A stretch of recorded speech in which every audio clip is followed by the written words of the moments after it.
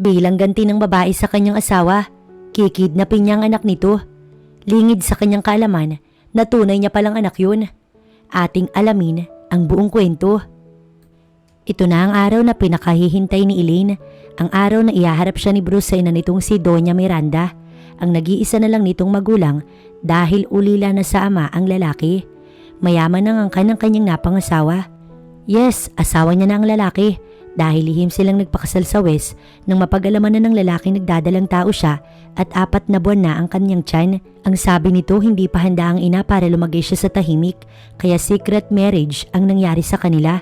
Pero nalaman din ng kanyang magulang ang bagay na ito at wala naman silang naging problema. Kabado si Elaine dahil nagmula siya sa simpleng pamilyang hindi maituturing na mayaman, halintulad ni na Bruce. Public teacher lamang ang kanyang ina at ang kanyang ama naman, taxi driver. Ganun man, hindi niya ikinahihiya ang kanilang kahirapan. Bagkus, proud siyang ito ang kanyang pamilya. Simple pero masaya. Ginapang silang magkakapatid ng ama't ina upang makatapos. Nagkakilala sila ni Bruce sa hotel na kanyang pinapasukan bilang isang employee at niligawan siya nito pati ang kanyang mga magulang. Naging madalas ito sa kanilang bahay at nasabi niyang ibang-iba si Bruce sa mga nakilala niyang mayayaman na mapangmata. Minahal niya ito ng sobra, hindi dahil sa tulong na naibibigay nito sa kanyang pamilya, kundi sa pagmamahal na matatawag na tapat at wagas. Katunayan, ito pa nga ang tumulong sa ama niya upang mabayaran ang bahay na hinuhulugan pa nila sa bangko. Sa ngayon, masasabing nakakaluwag na sila, lalo at regular na ang biyahe ng kanyang papa sa taxi na galing din sa bulsa ni Bruce. Relax, love. Ramdam ni Elaine ang paggagap ni Bruce sa kanyang palad nang tuluyan sila makapasok sa loob ng malawak na bakuran. Napansin siguro nitong para siyang kinakabahan. Magkahawak kamay sila nang makapasok sa loob ng bahay at anyayahan siyang paupuin sa isang sofa. Minanduhan ni Bruce ang katulong na tawagin ng ina nito at hindi nga nagtagal, may ginang na bumaba ng hagdan. Ang sabi ng asawa, mabait naman ang ina nito. Dasal niya na sana tanggapin siya ng babae bilang asawa ng anak. Masaya pang lumapit sa kanilang ina ni Bruce nang nakangiti. Tila nabunutan siya ng tinik sa dibdib nang makipagbeso ito sa kanya. Who's this woman, Bruce? Magiliw nitong tanong. Halatang sinusuri siya sa uri ng titig nito. Pinasadahan kasi siya nito ng tingin mula ulo hanggang paa. Mahahalata sa suot nitong mamahaling alahas ang pagiging sosyal ng babae at kahit nasa bahay lang, naka-makeup din ito. Ma'am, meet my wife, Elaine Villanueva, ang sabi ni Bruce sa nakangiting ina. Wife? Napakunot ito bigla ng noo. Muli siyang sinipat na gulat na tingin. Kahit papaano, nag-ayos naman siya. Hindi man mamahalin ang kanyang suot, alam niyang maayos. Para naman sa kanya, hindi nasusukat ang kagandahan ng suot ng isang tao sa kabutihan nito. Nasanay naman siya sa simpleng buhay at ganun din siya makitungo sa iba. Yes, mama. And also she's pregnant. Dagdag pa ni Bruce na masumigpit ang hawak sa kamay niya. Namilog ang mata ni Doña Miranda. Tila ayaw maniwala. Sa huli ay niyakap siyang tuwang-tuwa nang makabawi. Agad nagpahanda ng hapunan sa maid at inanyayahan silang doon na kumain ng dinner. Lihim naman siyang nagpasalamat sa pagtanggap agad nito sa kanya ni Doña Miranda. By the way, Iha, tell me about your family business. Habang kumakain sila ay sabi ng ginang. Napatingin siya sa kanyang asawa na nasa kanyang tabi. Wala pong business ang pamilya ko. Ang papa ko isang taxi driver lamang at si mama naman po isang public teacher. May 2 po akong kapatid na nag-aaral, isang high school at kolehiyo. Saad niyang nakangiti. Nakita niya ang pagbabago ng anyo ng ginang hanggang sa matapos silang mag-dinner, hindi na muli itong nagsalita pa. Hindi na nga sila nakapagpaalam ng maayos ni Bruce dahil bigla na lang itong nagpaalam sa kanila na papanhik na sa kwarto dahil sumama daw ang pakiramdam ng babae. Mahal, sa palagay mo ba nagustuhan ako ng mami mo? Malungkot na tanong ni Elaine sa asawa. Kasalukuyan na silang palabas ng malaking bahay. Ayaw naman niyang pag-isipan ng masama ang kanyang biyenan. Hindi niya lang nagustuhan ang kinilos nito kaninang biglang nag-walk out. Don't mind her, love. Nagulat lang siguro si ma'am, okay? Ang sabi naman ni Bruce sa kanya habang inaalalayan siyang sumakay ng kotse. Tumango na lamang siya sa sinabi ng asawa. Gagawa na lang siya ng paraang magustuhan ng biyenan. Inaasikaso naman niya ng maayos ang anak nito at nangakong magiging mas mabuting asawa ni Bruce. Pagdating sa bahay, kapwa sila naglinis ng katawan at nagpahinga na. Simula nang mabuntis si Elaine, hindi na ito pinayagan pa ni Bruce na magtrabaho lalo't nagdadalang tao siya. Nag-hire naman si Bruce ng maid na makakasama sa bahay para hindi siya mahirapan sa mga gawain lalo't kadalasan gabi nang dumadating si Bruce. "Ma'am, may bisita po kayo," ani Aling Cedes sa kanya sa umagang yun. Ang kanilang maid, nasa sala siya at nag-aayos ng mga bulaklak na galing sa garden na kapipitas lamang. "Sino?" Nag-angat siya ng muka. "Ako." Napatingin siya sa kasama ni Aling Cedes na ngayon ay nasa likuran nito. "Mami?" Bulalas niyang galak na nakita ang biyanan. Taas na itong pumasok sa loob ng kanilang bahay at siya'y nilapitan. Alanganin na siyang nakangiti dahil sa nakikitang anyo nitong parang galit. Ganun man, inanyayahan niya pa rin itong umupo. "Elaine, right?" Pagtatama nito sa kanyang pangalan sa mataray na boses. "Opo," aniya rito. Tumaas muna ang isa nitong kilay bago siya hilaw ng initian. "Hindi na ako magpapaligoy-ligoy pa, Elaine. Hindi kita gusto para sa anak kong si Bruce. Gusto kong iwan mo yung anak ko pagkasilang sa apo ko. Kami na yung bahalang magpalaki sa bata." Baliwala nitong sabi. Galit siyang napatitig sa ginang. Hindi niya nagustuhan ang sinabi nito. Ngayon niya lang napatunayan na hindi talaga siya nito nagustuhan para kay Bruce. Kaya pala kahapon, para itong yelo sa pagtrato sa kanya matapos malamang hindi siya nagmula sa mayamang pamilya. Ano kung hindi siya nito gusto? Si Bruce naman ang pinakasalan niya. Pwes, hindi niya rin gusto yung hilaw na biyanan. Bumuntong hininga muna siya bago nagsalita. "Sorry, Mami, pero wala kayong karapatang manduhan ako sa dapat kong gawin. Nagmamahalan po kami ni Bruce." Inis niyang saad dito. Kung hindi siya nito makukuhang irespeto bilang asawa ni Bruce, hindi rin nito makukuha yung respeto mula sa kanya. "Anong sabi mo?" Galit na tanong ng kanyang biyanan sa inasal dito. "Makakaalis na kayo." Tinuro niya ang malaking pintuan. Nagalit ang anyo nito at masama siyang tinignan. "Ang lakas ng loob mo upang gawin sa akin to, Elaine. Hindi ako papayag na ikaw yung mapangasawa ng anak ko. Hindi ko mapapayagan na maging masaya ka." Panggagalaiti nito. "Aling Cedes, palabasin niyo na ho yung bisita." Tawag niya sa maid na hindi pinakinggan ang sinabi ng biyanan. Lumapit ang tinawag at iginiya sa pinto ang kanyang bisita kaya lalong nanggalaiti ito sa galit. "Huwag mo ko nga hawakan." Inis na sabi ng ginang kay Aling Cedes. Nilingon pa siya ng masamang tingin bago tuluyang lumabas ng pintuan. Nang tuluyan ito makaalis, tila siya ng hina na napaupo sa sofa. Napahawak siya sa bahagyang nakabukol na tiyan. Apektado siya sa sagutan nila ng biyanan. Hindi niya akalaing ganito pala yung ugali ng babae. Sadya talagang may mayayaman na mapangmata sa kapwa. Samantala nagulat naman si Bruce nang madat na ng ina sa kanyang office pagkagaling niya sa meeting na umiiyak. "Ma'am!" Bigla siyang nag-alala. Dagli itong nilapitan. "I can't believe this, iho. Galing ako sa bahay ninyo upang dalawin si Elaine. Pero sinigawan niya ako at sinabing hindi niya ako gusto." Masama ang loob nitong saad habang nagpapahid ng luha. "What?" Gulat si Bruce at hindi magagawa yun ni Elaine. "Yes, anak. Hiniyawan ako ng babaeng yun. Hindi siya yung gusto ko para sa'yo. Si Karina, siya ang karapat dapat para sa'yo, Bruce. Maganda, sopistikada, may pinag-aralan. Bukod dun, nagmula sa mayamang pamilya. Peperahan ka lang ng Elaine na yun. Maniwala ka sa akin, anak." Ang sabi nito sa kanya na patuloy na umiiyak. Inalumunan niya ito at sinabing mag-uusap sila ng kanyang asawa mamaya. Pero ang nais ng ina, hiwalayan niya si Elaine dahil kailanman hindi nito iyon magugustuhan dahil sa bastos nitong ugali na ipinakita kanina. Dahil dito, hindi nakaimik si Bruce. "Bakit mo naman binastos si Ma'am kanina?" Pagdating ay agad na kinumpronta ang asawa. Kasalukuyang ipinaghahanda ni Elaine ang asawa ng mapagbibihisan nito. Nakapagsumbong pala kaagad ang kanyang biyanan sa anak at mukhang kinakampihan naman ito ni Bruce. Hindi na nagulat pa si Elaine dahil alam niyang mangyayari ito kung sana hindi na lang siya nito ipinakilala sa ina. Lumapit siya at takmang tatanggalin ang botones sa polo nito nang hawakan siya sa kamay ni Bruce. "Answer me, Elaine. Bakit mo binastos si Mami?" Sa pagkakataong iyon, nagbago ang tono ni Bruce at bahagyang piniga ang kanyang palad. Napabuntong hininga siya at inis na binawi ang kamay. "Bruce, kilala mo ko. Hindi ako ganong klaseng tao. Kung ano man ang sinabi ng ina mo, hindi yun totoong nangyari. Ang nais niyang gawin ko, iwan kita pagkatapos kong manganak." Tila pagod niyang paliwanag. Ipinatong niya sa ibabaw ng kama nila ang damit na inihanda niya para kay Bruce at humakbang palapit sa pinto. "Lumabas ka na lang. Maghahanda na ako ng dinner natin." Nilingon niya pa ito bago tuluyang iniwan. Pero ang totoo, mabigat ang dibdib niya dahil tila mas kampi ito sa ina. Matapos ang gabing yun, tila nagbago sa pakikitungo sa kanya si Bruce. Nalalamig ito na parang yelo. Nawala ang lambing sa kanya ng asawa. Kapag kinakausap niya ito, walang sinasabi ang lalaki. Naging madalang ang pag-uwi nito sa bahay. Hanggang sa... Good evening.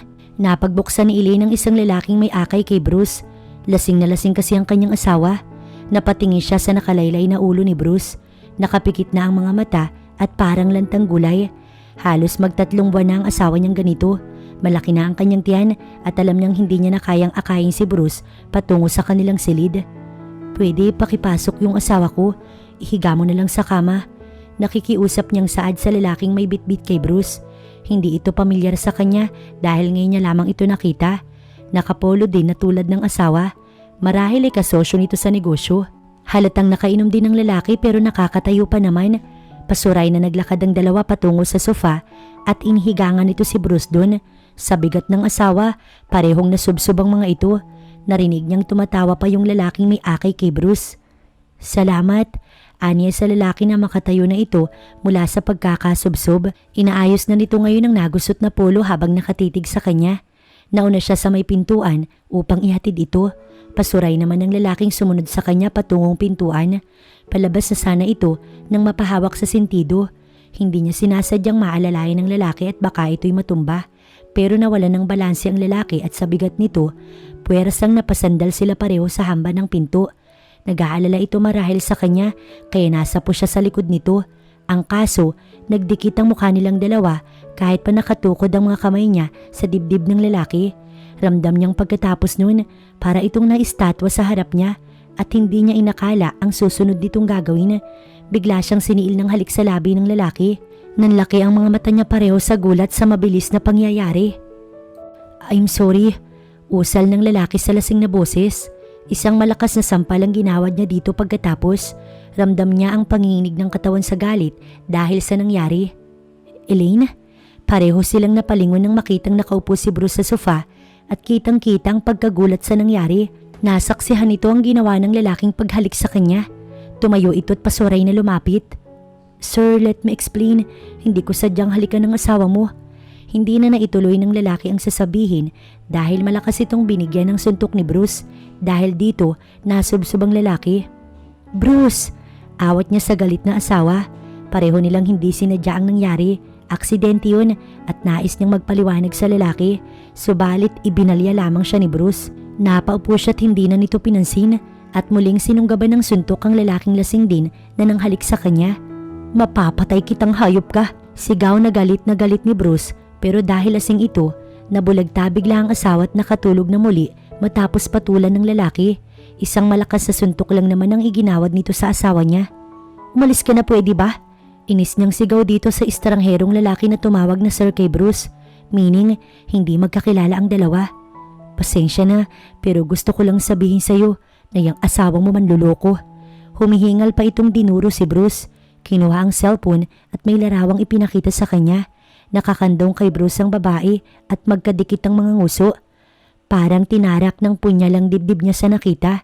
Naiiling pa siya at pahablot na kinuha yung hawak nitong cellphone upang klaruhin ang nasa larawan kung si Bruce ngayon. Hindi nagkakamali ang lalaki at si Bruce nga ay yung may kahalikang ibang babae. Hindi. Naiiling siya at dagling ibinalik ang cellphone sa lalaki. Umalis ka na. Pagtataboy niya pa rito. Hindi siya maniniwala ng basta-basta. Mahal siya ni Bruce. Hindi siya nito magagawang lokohin. Makinig ka sa akin, Elaine. Hindi ka mahal ng asawa mo na iintindihan mo. Sabi nito bago tuluyang umalis. Naiwan siyang tulala at nasasaktan bago napasulyap sa gawin ni Bruce na wala pa ring malay. Abot-abot ang kaba niya sa nangyari kanina pero unti-unting napalitan ng hinanakit sa asawa. Tinawag niya ang maid at nagpatulong upang madala sa kanilang silid ang asawa. Nang maihiga nila ito, marahan niyang tinitigan ang gwapong mukha ng lalaking unang minahal. Dasal niyang sana, hindi totoo yung sinabi ng lalaking yun na niloloko siya nito. Hindi niya kaya. Halos hindi siya nakatulog magdamag sa kakaisip sa mga nangyari sa kanila. Hindi niya alam kung anong mangyayari bukas paggising nito, lalo at galit sa kanya si Bruce. Ma'am, ginawa ko na po yung utos niyo. Ani Mick matapos sumakay sa kotse ni Doña Miranda. Ang lalaking ito ay siyang nagdala kanina kay Bruce sa bahay at nang halik kay Elaine. Bahagi iyon ng plano ni Doña Miranda sa gustong mapaghiwalay na mag-asawa. At ang kasama ni Bruce sa larawan ay si Karina, dating kasintahan ni Bruce na may gusto pa rin sa lalaki. Good job, Mick. Here. Ngumiti ang matanda bago inabot kay Mick ang isang makapal na sobre. Thank you, ma'am. Sinilip naman ng lalaki ang laman nito at bahagyang ngumiti. Ngayon, may panggamot na siya sa kanyang kapatid na may sakit. Hindi pa natatapos ang serbisyo mo sa akin. Gusto kong paniwalain mo yung anak kong may relasyon kayo ng Elaine na yun. Hanggat hindi sila naghihiwalay na dalawa, patuloy mo silang sisirain. Naiintindihan mo? Dagdag ng Donya. Tumaas muna ang dalawang kilay ni Mick bago tumingin sa matanda. Walang problema, ma'am. Pero ibang usapan na yun. Kapag mas mabigat yung pinagawa niyo sa akin sa susunod, syempre mas malaki ang bayad. Tsaka itong umisi, isinandal ang likod sa sasakyan at walang anumang nagsindi ng sigarilyo. Napaubo naman ng matanda ng ibuga ni Mick ang usok sa harapan ng ginang. Oo na, sige na. Basta magre-report ka sa akin araw-araw. Bumaba ka na't ayoko ng usok. Pagkuway itinaboy ang lalaki. Sumunod naman si Mick at napangisi pa na inamoy ang pera. Lahat gagawin niya maoperahan lang ang kapatid. Isasanla niya kay Satanas ang kanyang kaluluwa para lamang sa kaligtasan nito. Si Laika na lang ang natitira niyang pamilya. Ito na lang ang buhay niya kaya lahat ay gagawin niya. Agad siyang nagpara ng jeep at umuwi ng bahay. Kinaumagahan pagising ni Elaine, wala na ang asawa sa kanyang tabi. Hindi ito nagpaalam, ni walang note na nakapatong sa mesa na umalis na ito katulad ng dati. Nasanay siya kay Bruce noong bagong kasal sila. Super sweet at maalalahanin, kaya nakakapanlumong may pinagdadaanan silang dalawa ngayon. Bumangon siya tsaka kinapa ang kanyang tiyan. Naramdaman niyang medyo sumakit yun. Marahil dahil sa pagkakaupo niya kagabi ng ibalya ni Bruce.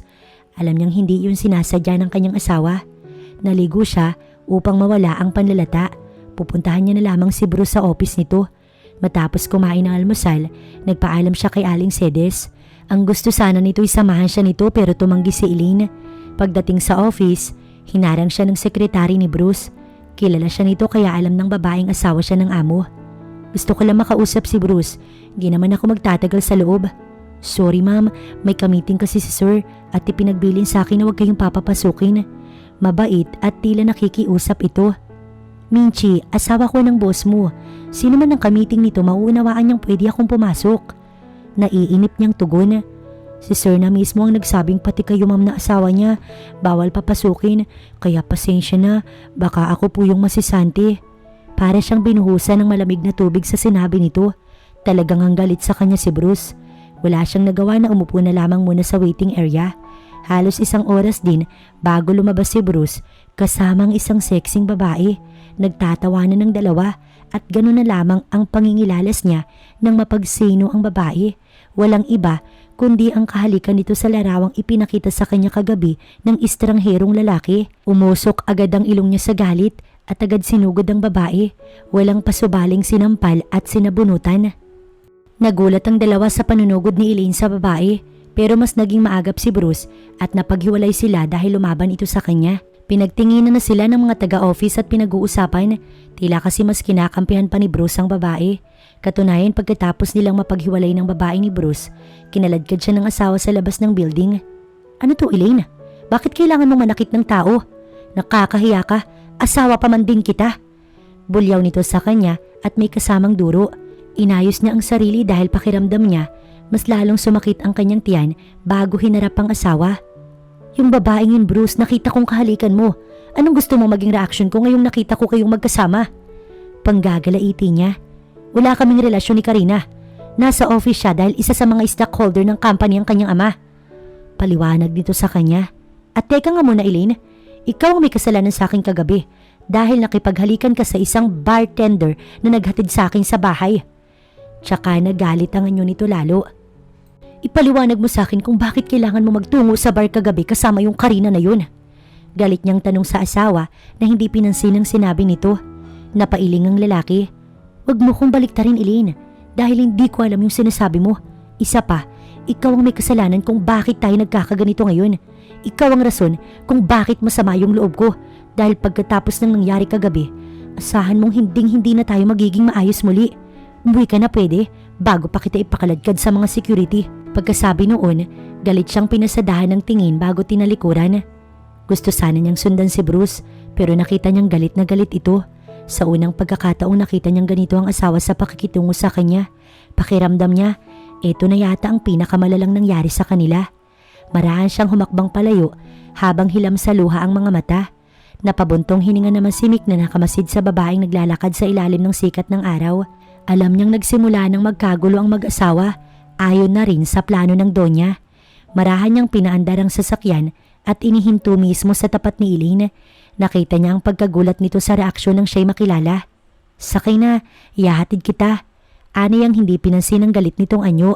May rason kung bakit ito galit. Sinadya niyang halikan kagabi si Elaine kahit na bahagi pa yun ng plano. Walang sino mang lalaki ang hindi gugustong halikan ang isang katulad nito. Masamang tingin ang pinukol nito sa kanya na hindi siya pinansin at lumihis lang ng daan. Tuloy-tuloy sa paglalakad. Bumaba na siya sa kotse. Ang sasakyang ito'y galing kay Doña Miranda na binili para sa kanya ng sa gayon. Masubaybayan niya ang mag-asawa at lalo pang sirain ang relasyon ng mga ito. Sakto namang nasa ganitong pagkakataon ng babae. Pwede ba lumayo ka sa akin?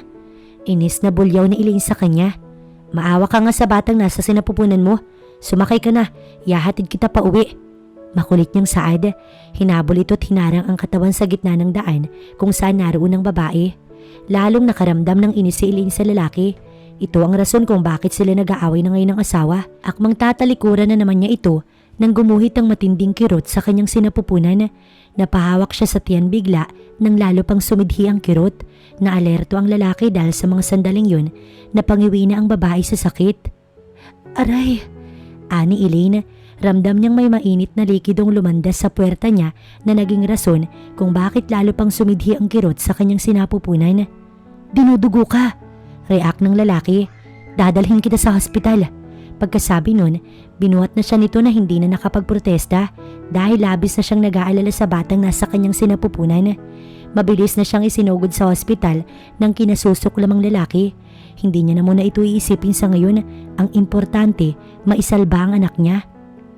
Samantala si Bruce, kasama si Karina sa office nito habang patuloy na nag-i-emote ang babae sa ginawa ng kanyang asawa kanina dito. Business ang pinag-uusapan nila ni Karina kanina pero ikinagulat niya ang pagsugod bigla ni Elaine. Nag-aalala tuloy siya ngayon na baka malaman ng ama nito ang nangyari kanina. Nasa krisis ang kumpanya dahil 2 investors ang nag-full out. Ang pamilya ni Karina ang inaasahan niyang makakatulong sa kanya. Kapwa na sila may ibang mahal ng babae at ang kanilang nakaraan. Hindi na nila dalawang napag-uusapan. Marami ang naging balakid kaya hindi na sila pinalad pero una niyang minahal si Karina. Pero sa nangyayari sa kanila ngayon ni Elaine, lalo na ang tagpong halikan ng lalaking iyon ay hindi niya kayang palagpasin. Bigla ay nagbago yung nararamdaman niya para kay Elaine. Kung hindi lang dahil sa kanilang anak na nasa sinapupunan ngayon ng babae, gusto niyang pauwiin muna yung asawa sa mga magulang nito. Sa nangyayari sa kanila, yun ay mas makabubuti. Ang maghiwalay na muna sila pansamantala. Karina, I'm sorry. Patuloy siyang humihingi ng tawad sa babae dahil sa ginawa rito ng kanyang asawa kanina. It's okay, Bruce. Hindi ako makapaniwalang ganoong klaseng babae yung pinakasalan mo. Oh well, maganda naman siya pero wala namang pinag-aralan. Pangiinsulto nito sa kanyang asawa. Bahagyang umusod sa kinauupuan at dumikit sa kanya. Bahagya naman siyang napausod paatras upang ito iwasan pero hindi alintana ni Karina ang pag-iwas niya. Bagkus, umusod palalo sa kanya at idinikit ng bahagya ang dibdib nito. Doon siya napatingin. Gumapang ang kamay nito sa kanya pataas sa batok. Naramdaman niya ang init ng hininga nito dahil sinadya ng babaeng idikit ang muka sa mukha niya. Matanong ko lang, Bruce, kung sakali bang makipagbalikan ako sa'yo, tatanggapin mo ba? Tanong ng babae sa kanya. Sa pagkakataong ito, halos magkadikit na ang mga nguso nila. Para bang bumalik sa kanyang alaala ang masaya nilang sandali ni Karina. Minahal na din ito noon, iningatan at inakalang sila na. May mga bagay na nagpagulo sa kanyang isipan nang makilala si Elaine, kaya sila nagkahiwalay na dalawa. Pero dahil kasal na siya, mas pinili niyang umiwas. Pero iniyakap ni Karina sa kanyang isa nitong braso at siniil siya ng halik. Saktong bumukas ang pinto at inuluwa doon ang ama ng dalaga. Inasikaso kaagad si Elaine ng mga doktor pagdating sa hospital dahil marami nang lumabas na dugo dito. Sa delivery room kaagad ito dinala nang sabihin ng doktor na lalabas na ang baby kahit hindi pa iyon ang kabuhanan ni Elaine dahil 7 buwan pa lamang ang kanyang tiyan. Kahit nanghihina si Elaine, sinikap niyang iluwal ang kanyang anak ng normal. Dala ang panalangin na isalba ang kanyang anak. Panalangin niyang makita man lang ito at mahawakan kahit na sinabi ng doktor na walang kasiguraduhang ito'y mabubuhay. Inubos niyang natitirang lakas at iniri ang anak. Narinig niya pa ang muli nitong iyak bago siya nawalan ng malay. Marahil naubos na ang kanyang lakas. "Ma'am, may nangyari kay Elaine," ani Mick nang tawagan ng among babae na si Doña Miranda. Tapos na noon manganak si Elaine at ngayon nasa incubator ang 7 buwan nitong sanggol. Nawalan ng malay si Elaine matapos manganak dahil naubos ang lakas nito. Ang magandang balita, parehong ligtas ang mag-ina. Malakas kasi ang heartbeat ng bata. Nakita niya pang karga ito ng isang nurse kanina matapos linisin. "Kailangan good news ang sasabihin mo sa akin, Mick. Hindi ako interesado kung bad news yan," ang sabi ng Donya sa kabilang linya. Nakikinita-kinita niya ang pagtaas ng isang kilay nito. "Good news, ma'am. Gusto ko lang sabihin na nanganak na ho si Elaine," pagbabalita niya. "What?" Inaasahan na rin niya ang pagkagulat nito lalo't 7 buwan pa lamang ang tiyan ni Elaine. Isinalaysay naman ni Mick sa Donya ang nangyari kanina simula nang magtungo siya ng office ni Bruce at nasaksihan ang nangyari sa babae. Okay, pupunta ako dyan," ang sabi ng Donya at agad na pinutol ang linya. Napapakamot naman sa ulo ang binata tsaka ibinulsa ang kanyang cellphone. Binalikan niya sa silid kung nasaan ang babaeng wala pa ring malay. May nakakabit ditong dextrose. Matagal niyang tinitigan ng babae habang nakakadama ng konting kirot sa puso dahil sa nangyayari. Sa halip kasi nakasama nito ang asawa ngayon, heto't nasa ibang babae yung lalaking dapat karamay ni Elaine. Pagkatapos nito, magre-resign na siya kay Doña Miranda. Sapat na ang perang pampaopera niya sa kapatid na may sakit sa puso, kaya hindi niya na kailangan manakit ng damdamin ng iba upang magkapera. Hindi naman siya likas na masama, kundi kailangan niya lang isalba ang kapatid niya, kaya pinasok niya ang trabahong ito. Babalik na lamang siya sa pagiging bartender para may regular na kita. Wala pang 2 oras, dumating si Doña Miranda. Pinalipat nito kaagad sa ibang hospital si Elaine at sinagot ang lahat ng mga kailangan nito. Tsaka tinawagan ng mga magulang ni Elaine at pinaniwalang patay ang bata. Pero ang totoo, inuwi na kaagad nito sa mansyon at nag-hire ng 2 nurse na mag-aalaga habang naka-incube ito. Paggising ni Elaine, nabungaran niya ang mga magulang sa loob ng kanyang silid. Nasa isang pribadong silid na siya sa pagkakataong yun. "Mama?" Mahina niyang usal. Nag-aalala itong lumapit sa kanya. Kita niya ang malungkot na anyo nito at siya'y niyakap. Ang papa niya nakatayo sa gilid ng kama. "Nasaan ang magaling mong asawa, Elaine? Di ba dapat sa halip na yung mami niyang nandito ay siya? Inuna niya pa yung trabaho kaysa sayo." Galit ang kanyang ama. Hindi siya nakaimik. Ayaw niyang malaman ng magulang na may pinagdadaanan sila ngayon ni Bruce. Lalo't ayaw niyang malaman ng mga itong may third party. Paniguradong iuwi siya ng mga ito sa bahay at mawawala na sila ng pagkakataon ni Bruce na ayusin ang kanilang relasyon. Alam niyang pagsubok lamang ito. "Pedring," saway ni Anselma sa asawa. "Bakit? Totoo naman ang sinasabi ko. Abay nangako siya sa atin na aalagaan at mamahalin itong anak natin. Pero anong nangyari?" Lalo pang lumakas ang boses ng kanyang ama. Dama niyang nanikip ang kanyang dibdib at hindi mapigilang namuo ang luha sa kanyang mga mata. May punto ang kanyang ama. Noong nanliligaw pa sa kanya si Bruce, napaka-sweet nito. Hindi lang sa kanya, kundi na rin pati sa kanyang pamilya. Masasabing ang laki ng pinagbago nito ngayon. Nang makita ng ina niyang naluluha siya, mabilis nitong hinila palabas ng kanyang kwarto ang ama. "Mabuti pa mauna ka nang umuwi. Ako nang bahala dito sa anak natin." Tulak-tulak nito palabas ang kanyang ama. Dinig niya pang nagtatalo ang dalawa dahil ayaw pang umalis ng kanyang ama. Pero itinaboy na ito ng kanyang ina ng tuluyan. Kalaunan, bumalik sa kanyang silid ang ina na nag-aalalang umupo sa gilid ng kanyang kama. "Anak, nag-aalala kami sa ng papa mo." Nagpahid ito ng luha sa mata dahil umiiyak na ngayon ang kanyang ina. Tila naawa ito sa kanyang pakiramdam, lalong piniga ang puso niya. Ni minsan, ayaw niyang magkaproblema ang mga magulang, lalo na kung tungkol sa kanya. "Okay lang po ako, ma." Mahina niyang saad na pinasigla ang boses. Ramdam niyang wala siyang lakas sigalaw ang katawan, pero pilit siyang umupo at sumandal sa headboard ng kama. Agad naman niyang inalalayan ng kanyang ina. "Ma, ang anak ko, pwede ko ba siyang makita?" Sa kabila ng panghihina ay tanong niya rito. Sandali itong hindi nakaimik at naluluha. Pinisil pa ang kanyang kamay. Gising ka na pala? Anang isang boses mula sa bumukas sa pinto. Dito nabaling ang kanyang atensyon. Si Bruce at madilim ang anyo. Umalo ng puso niya sa galit pagkakita kay Bruce. Naalala niya kasi ang pakikipagmabutihan nito sa ibang babae dahilan para manganak siya ng maaga. Pero dahil naroon ang kanyang ina, kinalma niya ang sarili. Bruce, mabutit dumating ka. Iiwan ko muna kayo para makapag-usap kayo ng maayos. Tumayo ang kanyang ina at lumabas ng kwarto. Masama ang loob na tumingin siya sa asawa. Magpahanggang ngayon, hindi pa rin niya makalimutan ang nangyari. Bruce, nilingon siya nito at pinukol ng masamang tingin. Maghiwalay na tayo, Elaine, dahil wala nang rason para magsama pa tayo. Pinatay mo yung anak natin. Wala kang kwentang ina. Wala kang kwentang asawa, alam mo ba yun? Galit nitong saad sa kanya na piniga ang kanyang braso. Nanlaki ang kanyang mga mata sa sinabi ni Bruce. Patay ang anak niya, hindi maaari. Buhay ito. Alam niyang buhay ito. Narinig niya pang umiyak ang anak matapos niyang iluwal. Buhay ang anak ko. Buhay siya.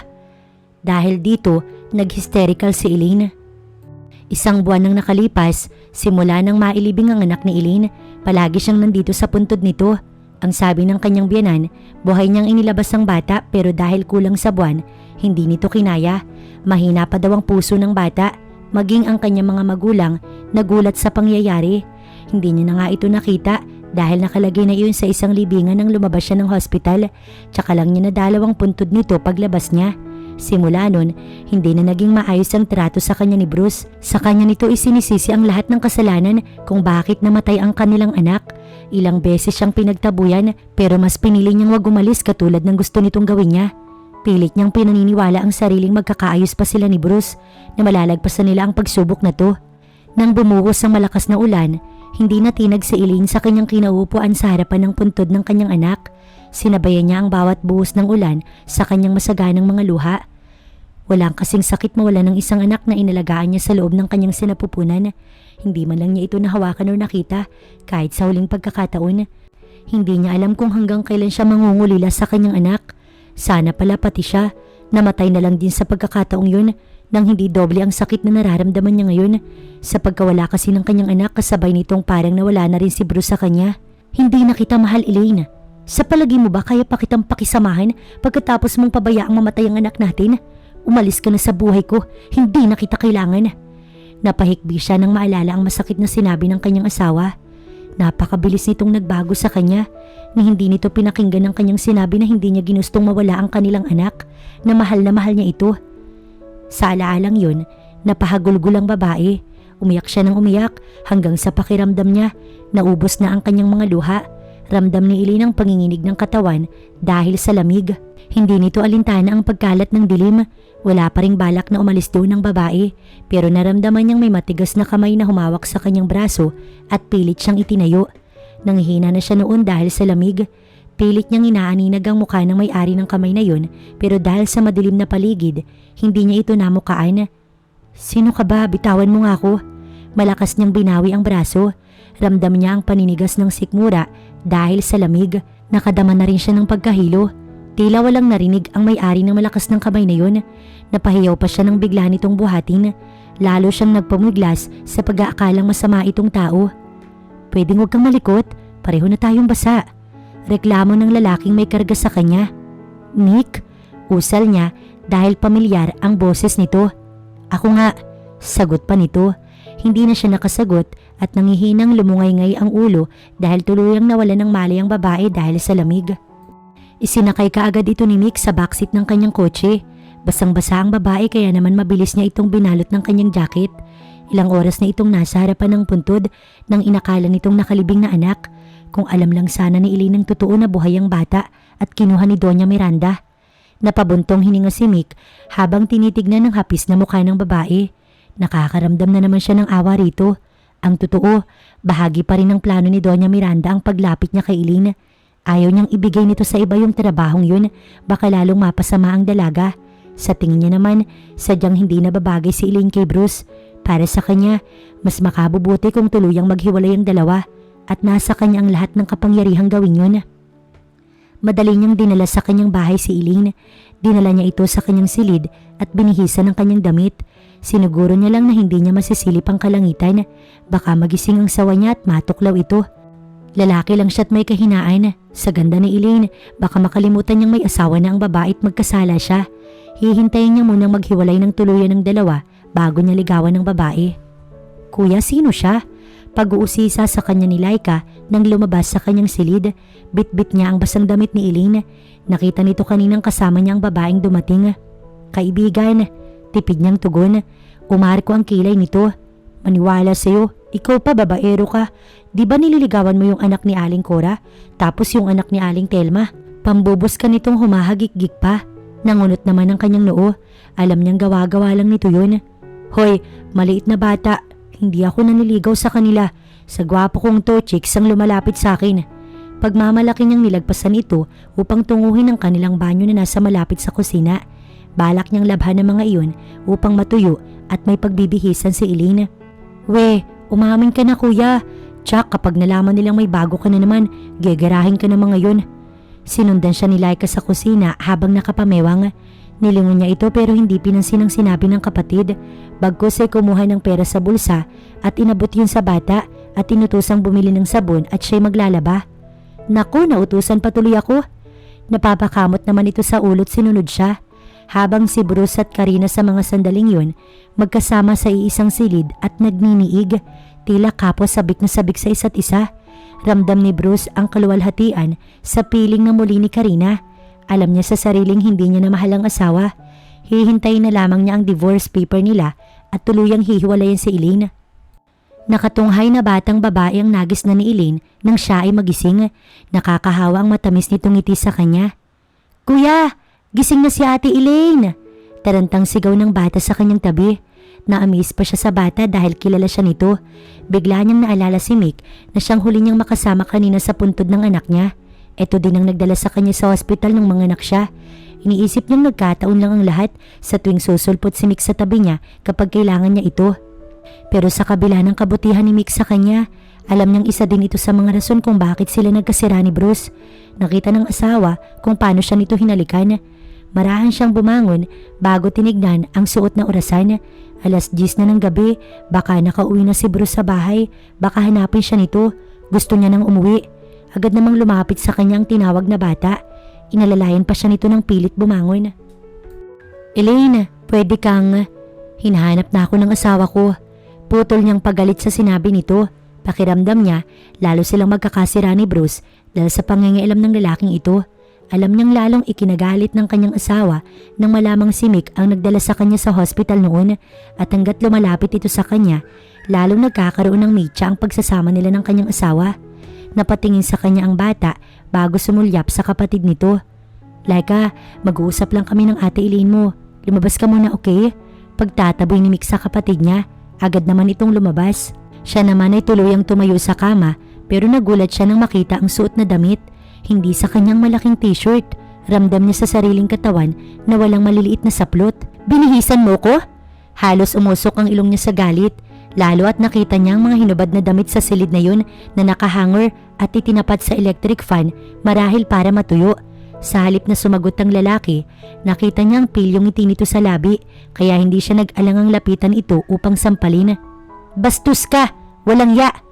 Hingal siya sa galit na hinabol ito ng hampas dahil umilag ang magaling na lalaki. Teka lang Elaine, kalma lang. Pwede hindi ko nakita, okay? Wala ko nakita, maniwala ka. Nakapikit ako. Kapag hindi kita binihisan, baka magkasakit ka. Hindi ako malisyosong tao. Paliwanag nito habang umiilag sa bawat hampas niya. Sinungaling! Pagkatapos mo kong halikan, maniniwala pa ba ako sa'yo? Sigaw niya sa lalaki. Na-corner ito sa sulok ng kwarto kaya sinalulahat ni Mick ang hampas niya sa braso nito. Lasing ako nung hinalikan kita. Bahala ka kung ayaw mo maniwala. Hindi ko alam ang ginawa ko. Palusot nito sa kanya. Ngayon ay pigil na ni Mick ang dalawa niyang kamay. Naramdaman niyang nanghina siya ng isandal nito sa pader habang nasa magkabilang uluhan niya ang dalawang kamay.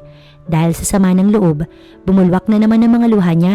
Wala itong alam sa pinagdadaanan niya ngayon. Hindi ito ang nawalan ng asawa at anak. Oo, nandyan si Bruce. Pero para na itong yelo sa panlalamig sa kanya. Nang makita nito ang pagluha niya, binitiwan ni Mick ang kanyang mga kamay. Sorry, sabi pa nito't lumayo ng bahagya sa kanya matapos siyang titigan ng matagal. Ilang sandali pa, lumabas na ito ng silid. Nakahinga ng maluwag si Elaine tsaka nagpahid ng luha. Agad nilak ang pinto. Kahit hindi pa gaanong tuyo ang kanyang damit, sinuot niya na yun at lumabas ng kwarto. Bit-bit ang kanyang shoulder bag. Nasa maliit na sala ang dalawang nanonood ng TV. Hindi niya ito pinansin at tuloy-tuloy sa pinto. Wala siyang balak magpaalam. Ang nais niya ay umalis na. Kuya, aalis na po ba si ate? Habang palabas ng bahay, narinig niyang tanong ng bata kay Mick. Oo, hayaan mo siya. Tugon lang ng lalaki. Hindi niya na narinig pa ang sunod na sinabi ng bata dahil naisara niya na ang pinto. Nilakad niya ang makitid na eskinita palabas tsaka nagpara ng taxi. Pagdating niya sa bahay, saktong kadarating lang din ni Bruce. Malalim na ang gabi, masasabing galing pa ba ito sa office? Gabing-gabi na, saan ka galing? Galit nitong tanong sa kanya pagpasok niya ng silid. Nagalit ang anyo nito at marahan ng hakbang na siya'y nilapitan. Bruce! Nahintakutan siya nang hawakan nito ang kanyang babat bahagyang pigain. Nanlilisik ang mga mata nito habang pinapasadahan siya ng malagkit na titig. Sa lalaki mo, diba? Nakakatakot ang boses nito nang sabihin yun. Humigpit pa yung hawak nito sa baba niya. Bruce, nasasaktan ako. Sa sinabi niya, lalo nitong piniga ang kanyang baba. Masasaktan ka pag hindi mo sinabi sa akin kung saan ka galing. May warning ang boses ni Bruce. Naglandas ang luha niya. Pinili niyang umiling. Wala akong lalaki. Maniwala ka. Bigla siyang kiniyumos ng halik ni Bruce sa labi kaya hindi niya na ituloy ang sasabihin. Madiin at walang pagmamahal. Para siyang pinarurusahan. Ang kamay nito'y gumapang pababa at ramdam niyang pinunit ng lalaki ang maliit niyang saplot. Napasinghap siya at natakot sa asawa. Bruce, huwag mong gawin sa akin to. Nasasaktan ako. Iyak niya nang ibalya siya sa kama. Wala itong narinig sa mga pagmamakaawa niya. Hinubad nito ang suot at wala itong itinira bago pinaghiwalay nito ang kanyang mga hita. Ramdam niyang marahas siya nitong pinasok. Kaya dinig niya ang impit na iyak sa kanyang lalamunan. Nagmistula na itong hayok. Ibang-iba sa lalaking minahal niya. Sa lalaking pinakasalan niya noon. Pagkatapos ay tila parausan siyang iniwan. Naiwan siya sa kanilang silid na umiiyak. Iniisip kung aalis na lang at iiwan ito. Pero sa puso niya, naroon pa rin si Bruce. Siguro'y magtitiis siya. Umaasang darating ang araw. Magkakaayos pa silang dalawa. Nangako silang magsasama hanggang wakas at yun ang kanyang nais sa kabila ng siya'y nahihirapan. Lumipas sa mga araw, buwan at taon, nalalo pang nanlamig si Bruce kay Elaine. Para na nga lang siyang hangin kung ituring nito sa loob ng bahay. Kadalasan, hindi siya nito inuuwian at hindi niya alam kung saan ito nagpapalipas ng gabi. Hindi niya alam kung sinong kasama nito. Kamusta ka na anak? Tanong ng kanyang ina sa kabilang linya nang tawagan siya nito. Ilang buwan na noon ang nakalipas, simula nang huli silang magkita-kita ng magulang. Iniiwasan niya din kasing magkausap silang madalas dahil ayaw niyang mabanggit nito si Bruce. Taon na rin ang lumipas simula nang bumalik siya sa hotel na pinagtatarabahuhan dati. Ginawa niya ito upang mabawasan ang lungkot na nararamdaman sa pagkawala at pangungulila sa kanyang anak at sa panlalamig ng asawa. Mababaliw siya sa matinding lungkot kung wala siyang mapaglilibangan. Isa pa wala namang pakailam sa kanyang asawa. Mistula na lamang siyang basahan kung ituring nito. Ginagamit lang siya nito sa kama kung kailang gusto na walang pagmamahal. Ni hinagip, hindi niya akalaing darating sila sa ganito ni Bruce.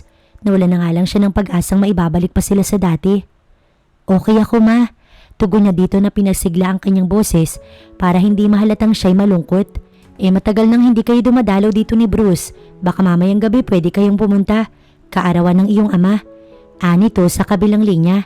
Hindi siya nakaimik. Walang alam ang magulang sa masamang trato sa kanya ng asawa. Kaya baka hindi niya mapagbigyan ng kanyang ina. Sige ma, kapag hindi busy si Bruce. Ang sabi na lamang niya kalaunan pero hindi siya nangakong makakarating. Pakisabi kay Papa, happy birthday. Salamat anak, namimiss ka na din kasi namin. Ang mga kapatid mo panay tanong at gustong dalawin ka. Kaso nga ay pareho kayong busy ni Bruce. Miss ko na rin po kayong lahat ma. Naluluha na naman siya kaya mabilis na siyang nagpaalam. Nang maibaba ni Elaine ang linya, nag-isip na siya ng sasabihin sa kanyang asawa mamayang pagdating. Makikiusap siya kung kinakailangan para samahan lamang siya nito sa bahay mamaya. Sa totoo lang kasi ayaw niyang masira ang magandang imahe ng asawa sa kanyang magulang. Mabait si Bruce, alam niya yun kung hindi lamang sila nagkasira. Pasado 5:00, Umuwi na si Elaine ng bahay upang madurog lamang ang puso niya. Nasa sala sina Karina at Bruce na nagtatawanan. Nakadama siya ng selos, lalo't alam niyang ex ni Bruce ang babae. Ikaw talaga Bruce, bolero ka pa rin hanggang ngayon. Tumatawang sabi ni Karina na sinabayan ng tawa ni Bruce. Hindi siya nakatiis sa tumikim, lumapit pa siya sa dalawa. Galit na galit siya sa babae pero kinalma niya ang sarili. May bisita tayo, pagtimpla mo kami ng juice. Utos ni Bruce sa kanya na ikinangiti lalo ng babae ng malapad ang noo at makapalang labi. Kung alam lang sana ng babae ito na dinudurog niya ito sa kanyang isipan. Anong lakas ng loob nito para dalhin mismo sa bahay nila ang babae? Lantaran na ang panluloko nito sa kanya. Wala siyang nagawa, marahang ibinaba ang kanyang mga dala sa kabilang sofa at tinungo ang komedor. Ma'am, ako na pong bahala dyan, ani Aling Cedes nang madatnan siyang nagtitimpla ng juice sa kusina. Awang-awa ito sa kanya, lalo't hindi naman lingid kay Aling Cedes ang nangyari sa kanilang mag-asawa. Sa ilang taon ba naman, alam nito kung paano siya taratuhin ni Bruce at ito na yata ang pinakamalala dahil nagawa nitong magdala ng babae sa kanilang bahay. Hindi na nito nirerespeto ang kanilang kasal. Napakalaking insulto para sa kanya nun. Ipinamumukha lang sa kanya ni Bruce kung gaano nito isinawalang bahala ang kanilang sumpaan. Sa bagay, matagal siya nitong pinapalayas. Ano pa ba yung inaasahan niya? Sobrang manhid niya na lang at patuloy siyang umaasang magbabago pa si Bruce at babalik sa dati. Walang nagawa ang maid na siya ang magtimpla ng juice para sa bisita. Pagkatapos, dinala niya sa sala, hindi para ipainom sa babae ni Bruce, kundi para ibuhos sa pagmumukha nito. Pikang-pika na siya sa tratong ipinapakita sa kanya ng asawa. Harap-harapan siyang pinagmumukhang tanga. What the fuck? Anong ginawa mo? Galit na galit si Bruce nang makitang nagmukhang basang sisiw si Karina matapos nang ibuhos sa ulo nito ang isang basong juice. Nagsisigaw naman ang maarting babaeng mukhang tuko at agad kumuha ng tissue upang ipahid sa muka at sa basang damit pero hindi iyon sapat. Sa galit ni Karina, sinugod siya at sinampal pero naunahan niya ito ng sabunot. Rumagasa ang matinding galit sa dibdib niya at hinanakit kay Bruce na ibinuhos sa babaeng to. Nawala siya sa kanyang sarili. Walang habas itong pinagsasasampal at kung hindi pa siya inawat ni Bruce, baka napatay niya ang babae.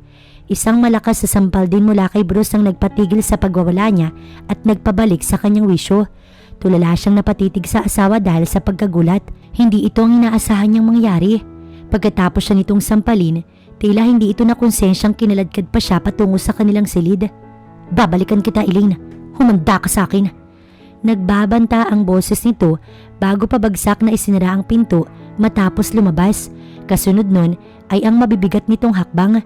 Kalaunan na narinig na lamang niyang papalayong ugong ng sasakyan ni Bruce.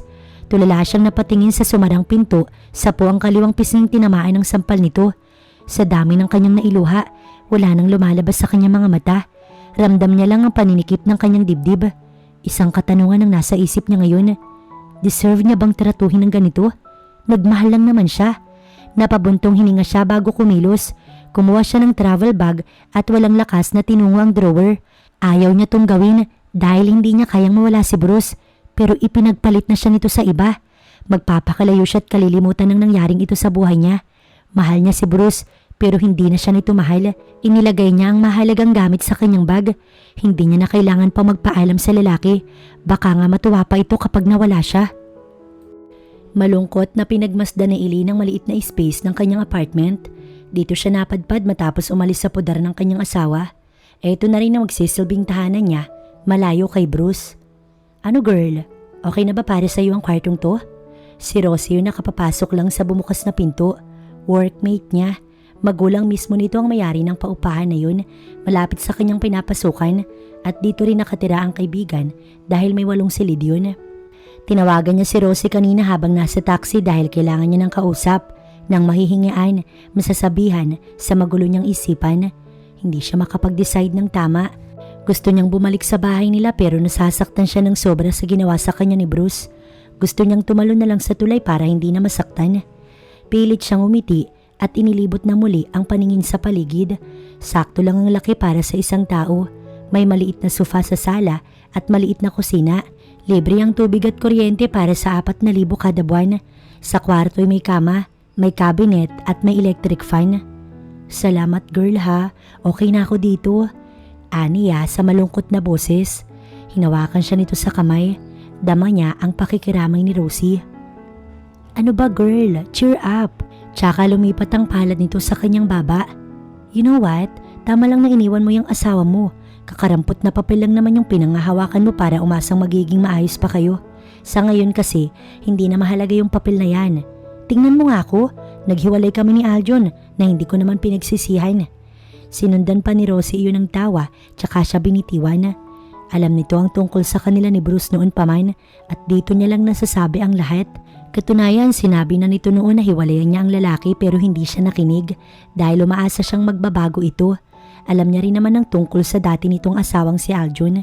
Babaero din yun at nahuli ni Rosie sa kandungan ng iba at walang sabi-sabing tinangay ang mga anak at nakipaghiwalay sa asawa. Kaya nga siguro sila magkasundo nito dahil walang pagkakaiba ang kanilang kapalaran. Ang kagandahan lang kasi na kay Rosie ang dalawang anak. Pero naisip niya baka mas naging matatag siya kung nabuhay ang anak nila ni Bruce at kasama niya rin ngayon katulad ni Rosie. Kung may kailangan ka pa girl, tawagin mo lang ako ha. Ngiti nito sa kanya. Nagpasalamat naman siya tumango bilang tugon.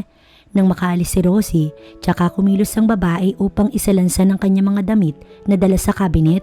At habang ginagawa yun, tumunog ang kanyang cellphone. Pangalan ni Bruce ang nasa screen. Ilang minuto din ang lumipas na pinagmasdan lang ni Elaine ang kanyang cellphone. Gusto niyang sagutin yun pero nagdadalawang isip siya. Mahal niya pa rin ang asawa at baka lumambot na naman ang puso niya kapag narinig ang boses nito. Sa halip, kinansila ang tawag na iyon ni Bruce.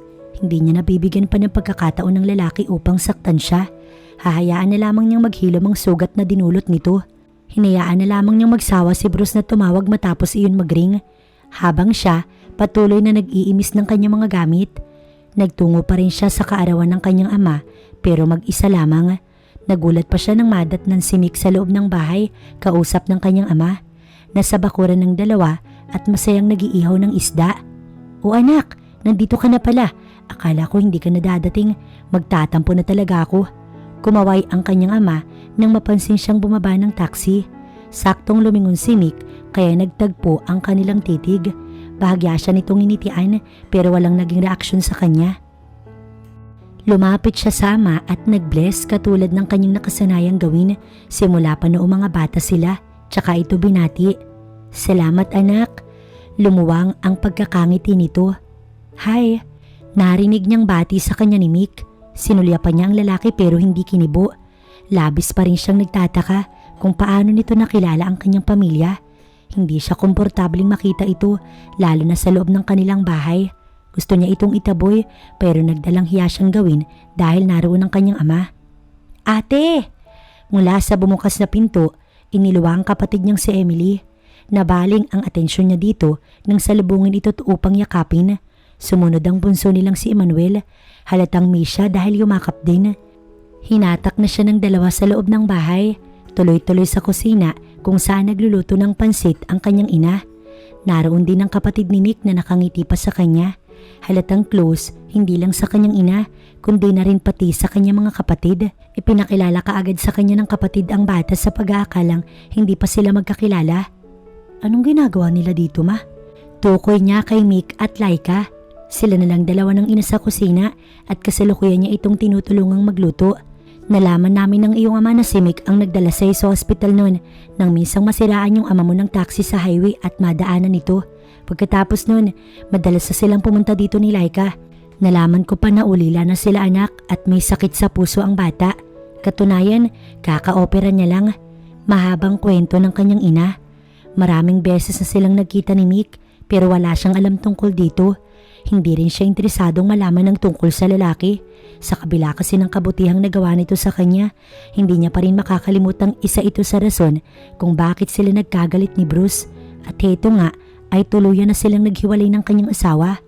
Iisipin na naman niya na coincidence lamang ang mga nangyayari katulad ngayon.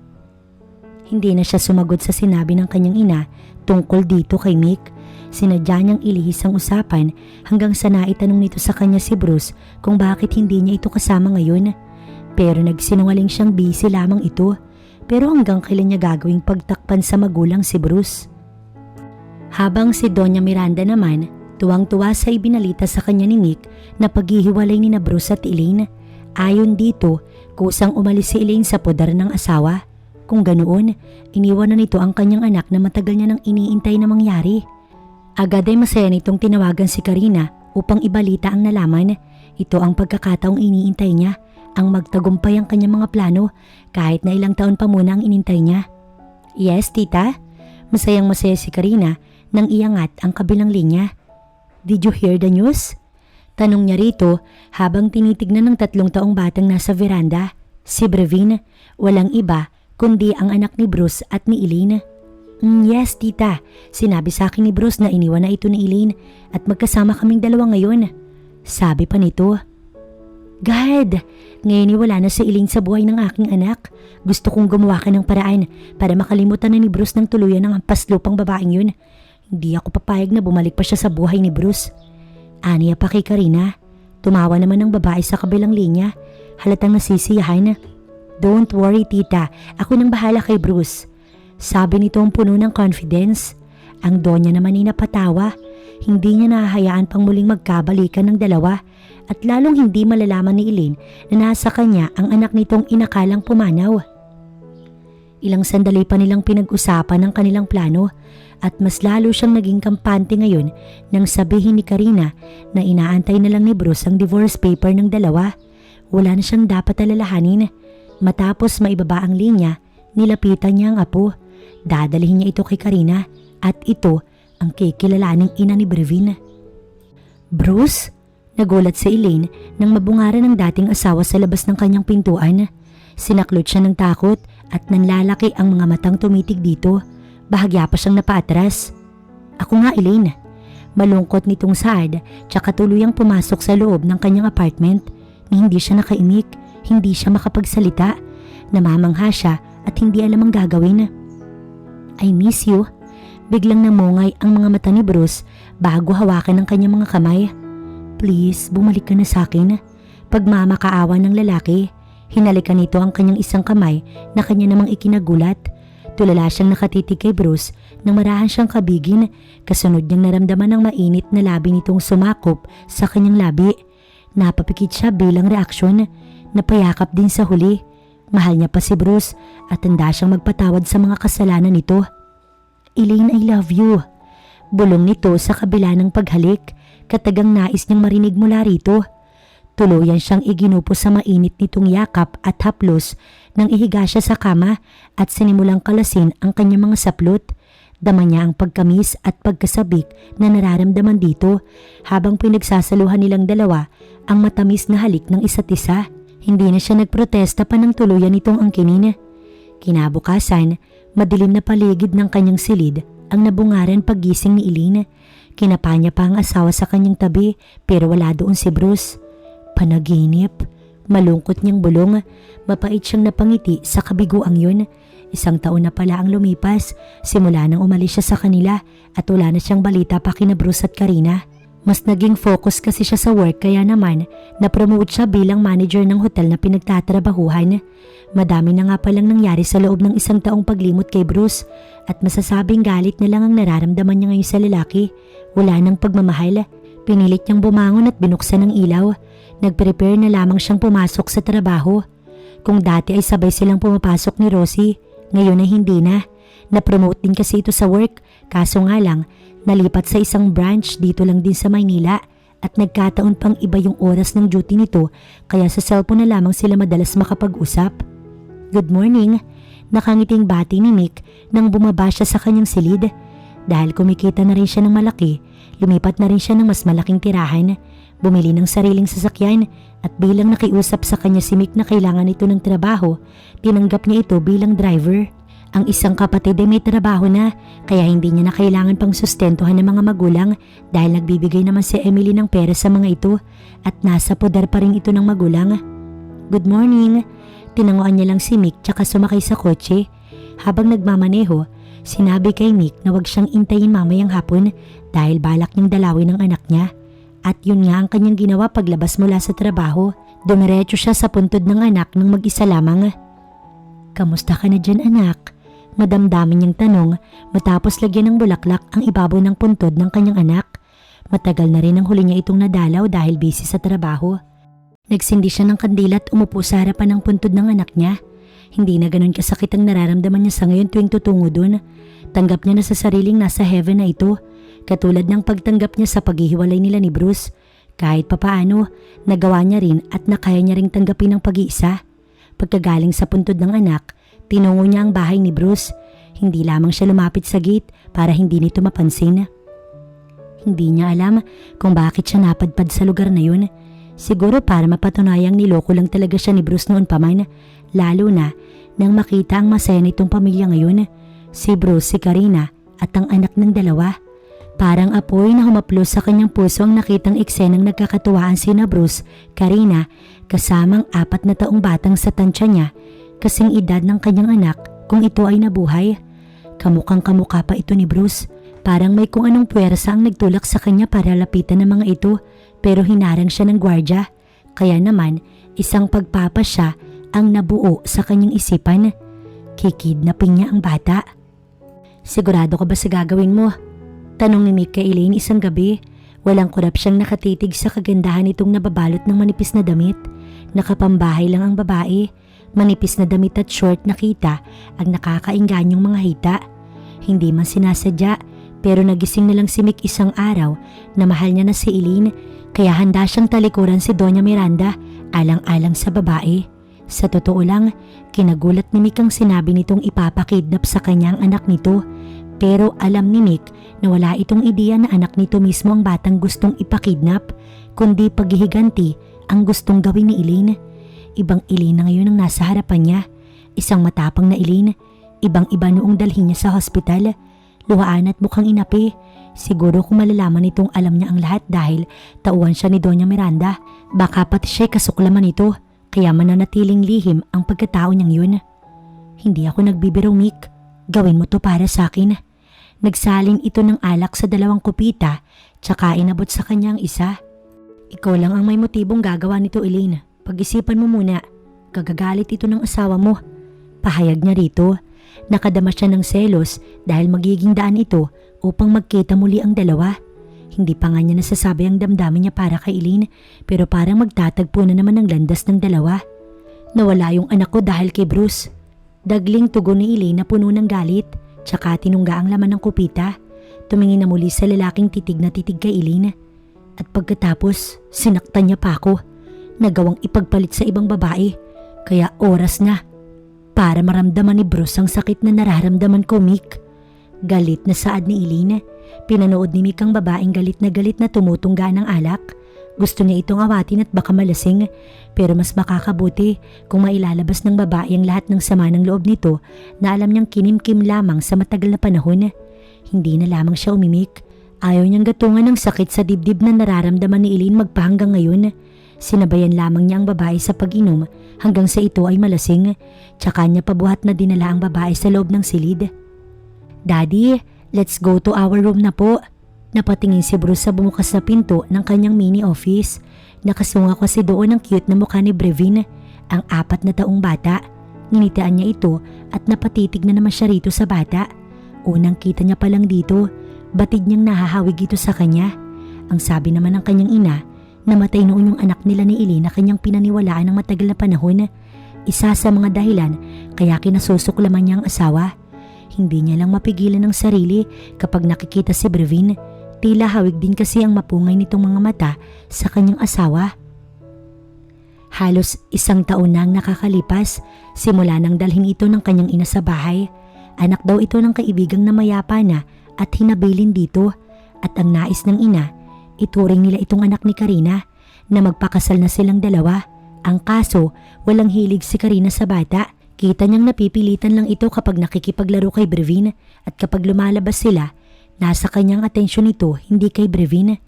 Nahuli niya din minsan itong sinasaktan ng bata at sabi nito ay nabigla lamang kaya malayo yung loob ni Brevin kay Karina. Wala rin kasi siyang time sa bata dahil busy siya sa office. Naawa lang talaga siya rito kaya tinanggap niya ang pakiusap ng ina.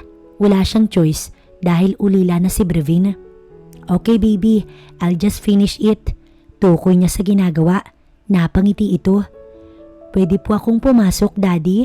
Alanganing tanong ng munting tinig. Napansin niyang pausang boses, parang sinisipon. Pumuesto ito sa harapan niya at nakipagtitigan sa kanya. At heto na naman siya. Tila ba nakikita niya ang sarili dito? Hindi ka pa ba inaantok? Kunway tanong niyang umiti. Ibabalik na sana niya ang atensyon sa ginagawa nang mahagip na mga mata ang sugat nito sa kabilang braso. Tila kalmot mula sa mahabang kuko. Hindi pa po, Daddy. Pinatong nito ang kamay sa ibabaw ng kanyang table. Nagsimula na rin itong mangialam sa mga gamit niyang naroon. Hinawakan nito ang kanyang marker. Bahagyang ngumiti sa kanya bago walang paalam na binuksan at inamoy. Tsaka ngumiting muli. Labas ang maliliit at pantay-pantay nitong ngipin. Kung siguro buhay ang anak nila ni Elaine, kasing edad na rin ito ni Brevin. Dama niya ang mabigat na bagay sa kanyang dibdib dahil sa pangungulila sa sariling anak. At sa tuwing nasa harapan niya si Brevin, hindi niya maiwasang maalala ang dating asawa. Yun ang nararamdaman niya sa mahigit 1 taon itong pananatili sa kanila. Hindi niya mapigilang haplusin ang buhok ng bata habang iniisip si Elaine.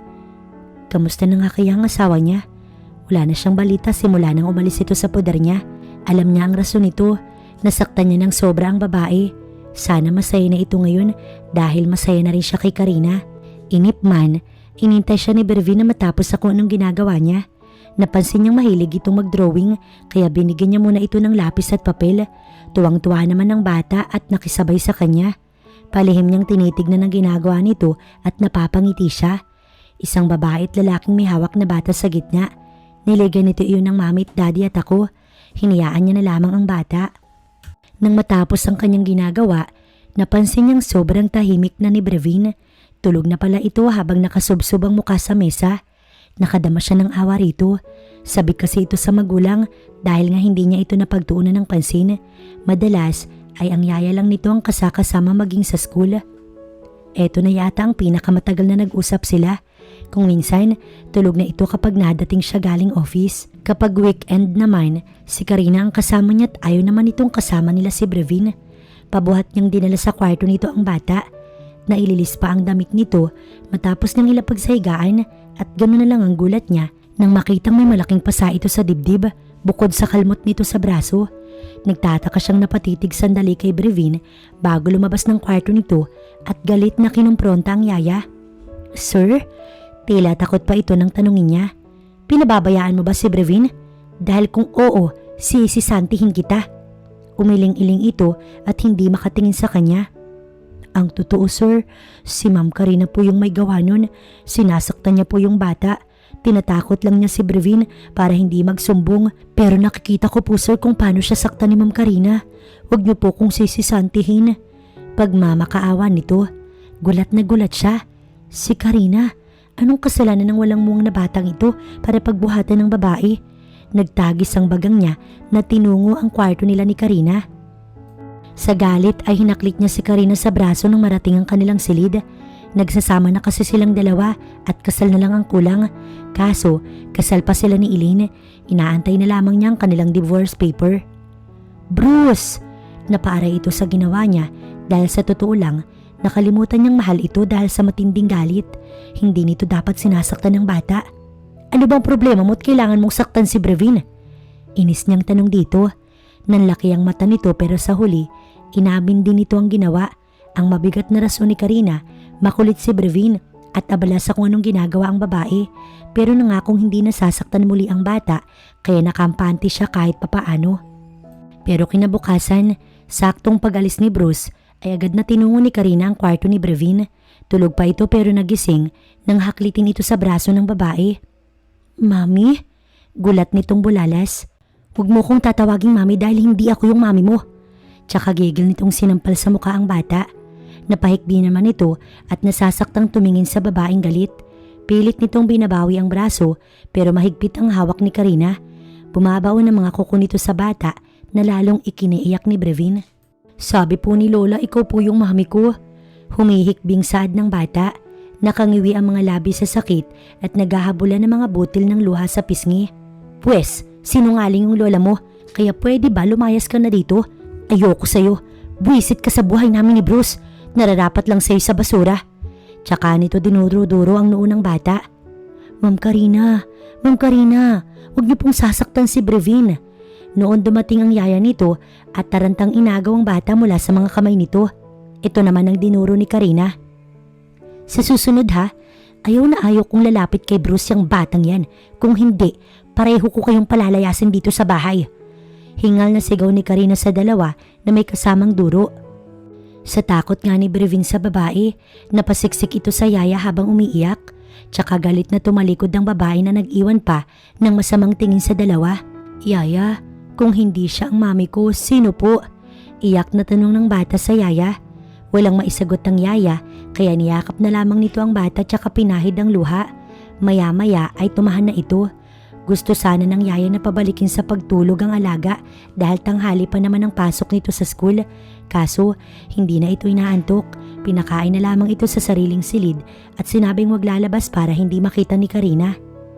Pasado 3:00 ng hapon, nakaabang na si Mick sa labas ng gate sa isang daycare school kung saan nag-aaral ang batang gustong ipakidnap ni Eileen. 2 araw na siyang nagmamanman para sa kanyang plano at ngayon ay handa na siya. Ipinarada niya na mismo sa may di kalayuan ng gate ng sasakyan bago bumaba at nagtungo sa loob para sunduin ang bata sa classroom.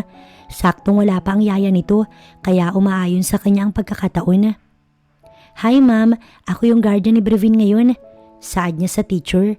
Sinigurong gwapo siya sa mga ngiting yun. Nakasungaw ang ulo niya sa pinto ng classroom. May ilang bata doon at nakita niya si Brevin na tahimik lang sa sulok na nakaupo. Tinitigan siya ng teacher. Sinipat bagong umiti. Kaano-ano ka ng bata? Paniniguro nitong tanong. Medyo mahigpit sa school na yun dahil nakita niyang may CCTV sa gate mismo pero alerto siyang nagtakip ng muka pagkadaan kanina sa may gate. Uncle niya ako, kapatid ng dad niya. Pagsisinungaling ni Mick, makalusot lamang. Muli siyang tinitigan at nakipagpalitan pa ng ngiti sa kanya ang guro bago nilapitan si Brevin. Atat na siya noon dahil baka dumating ang yaya nito. Hi Brevin, I am your Tito Mick, remember? Ngiti-ngiti niyang tanong dito. Nakikita siya nito kapag nagtutungo sa mansyon ni Doña Miranda. Sana nga ay maalala siya nito. Tinitigan siya ng bata at malungkot na tumango kaya binigay kaagad ito ng teacher sa kanya. Bagaman wala sa mood, sumama pa rin ito sa kanya. Tsaka lang ito nagtanong kung saan sila pupunta nang isakay niya sa kotse. Pero ang sabi niya, mamamasyal muna sila bago umuwi. Tsaka lang umiti ang bata dahil kanina pa ito malungkot. Habang ang yaya ni Brevin naman, iyak na agad tumawag kay Bruce at sinabing kinid na pangalaga. Ano? Nagulat si Bruce. Agad lumabas ng office nito tsaka tinungo ang kanyang sasakyan. Tinawag kaagad sa presinto ang nangyari sa bata. Sino naman ang kikidnap kay Brevin? Iyon ang aalamin niya. Habang si Eileen maagang umuwi sa bahay matapos tawagan ni Mick na nasa bahay na ang bata. Lihim siyang napangiti dahil nagtagumpay siya. Ngayon, gusto niyang mabalo si Bruce at Karina sa paghahanap ng mga anak nito. Pero hindi na nito makikita pa yung bata. Sinisiguro niya yun. Nasaan siya? Tanong niya nang salubungin siya ni Mick sa bahay. Nasa kwarto umiiyak. Tinatawag ang daddy niya. Tugon ng lalaki. Pinakain mo na ba? Ayaw kumain eh. Tinungo na lamang niya sa kwarto ang bata matapos utusan ng lalaking maghanap ng kakilalang mag-aalaga sa bata habang wala siya. Sa silid, nadatnan niyang tulog ang bata. May hawak itong papel at yakap ang school bag. Parang may kung anong kirot sa puso niya habang ito'y nilalapitan. Hindi niya alam kung bakit naglalandas sa mga luha niya sa kanyang pisngi at naaalala ang anak na pumanaw.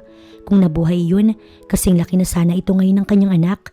Marahan niyang kinuha yung hawak nitong school bag at nilapag sa gilid ng kama. Napalunok siya nang makita ang nakaguhit sa papel na hawak nito. Isang lalaki at isang bata na nilagyan nito ng pangalan, Daddy at ako. Nagpahid siya ng luha bago itinabi ang ginuhit nitong yun. Marahil hindi pa tapos kaya wala doon ang mami nito. Alam niya sa pagkakataong yun, nababalo na si Bruce sa kakaisip kung nasaan ang anak nito kaya nagdidiwang ang kanyang kalooban. Gumalaw ang bata sa pagkakahiga at agad idinilat ang mga mata. Namangha ito pagkakita sa kanya at umupo sa kama. Iginala nito ang paningin sa loob ng silid. Marahil hinahanap ang mga gamit. Pasimple namang pinahid ni Eileen ang luha dahil hindi niya maintindihan ang nararamdaman sa ngayon. Hindi niya alam kung bakit tila nais niya itong yakapin. Marahil sa pangungulila sa anak niya. Sino po kayo? Tsaka bakit po ako nandito? Tanong ng maliit nitong boses. Hindi naman ito takot sa kanya. Marahil nagtataka lamang. Anong pangalan mo? Sa halip kunway tanong niyang nakangiti para naman maging komportable ito. Brevin po. Walang siglang tugon. Tila may iniinda sa sarili na kanina papabaling-baling sa kinauupuan. Brevin, ilang taon ka na? Tanong niya, dala ng curiosity. Sabi ni Lola, 4 years old na. Halatang pinag-isipan nitong mabuti ang sagot. Hindi nakatiis at tumayo. Marahil nahihiya pa sabihin sa kanya na naiihi ito kaya pabulong lamang. Nagtatatalo na ito na tila maaabutan, hindi malaman kung saan pupunta. Siya na ang naghubad sa bata dahil naabutan na ito bago pa niya madala sa loob ng banyo. Mabuti na lang at bago niya plinano ang pagkidnap sa bata, nakabili na siya ng mga gamit nito. Natatakot pa itong nagsorry sa kanya ng maabutan. Iniisip marahil na ikakagalit niya. Kung alam lang sana ng bata kung gaano siya nasasabik sa anak niya. Matapos itong umihi, tuluyan niya nang tinanggal ang suot nito para malinis ang katawan at mabihisan. Pero natigilan siya nang makitang may pasa ito sa dibdib at may kalmot sa braso. Brevin, sino may gawa nito? Tanong niya nang hindi makatiis.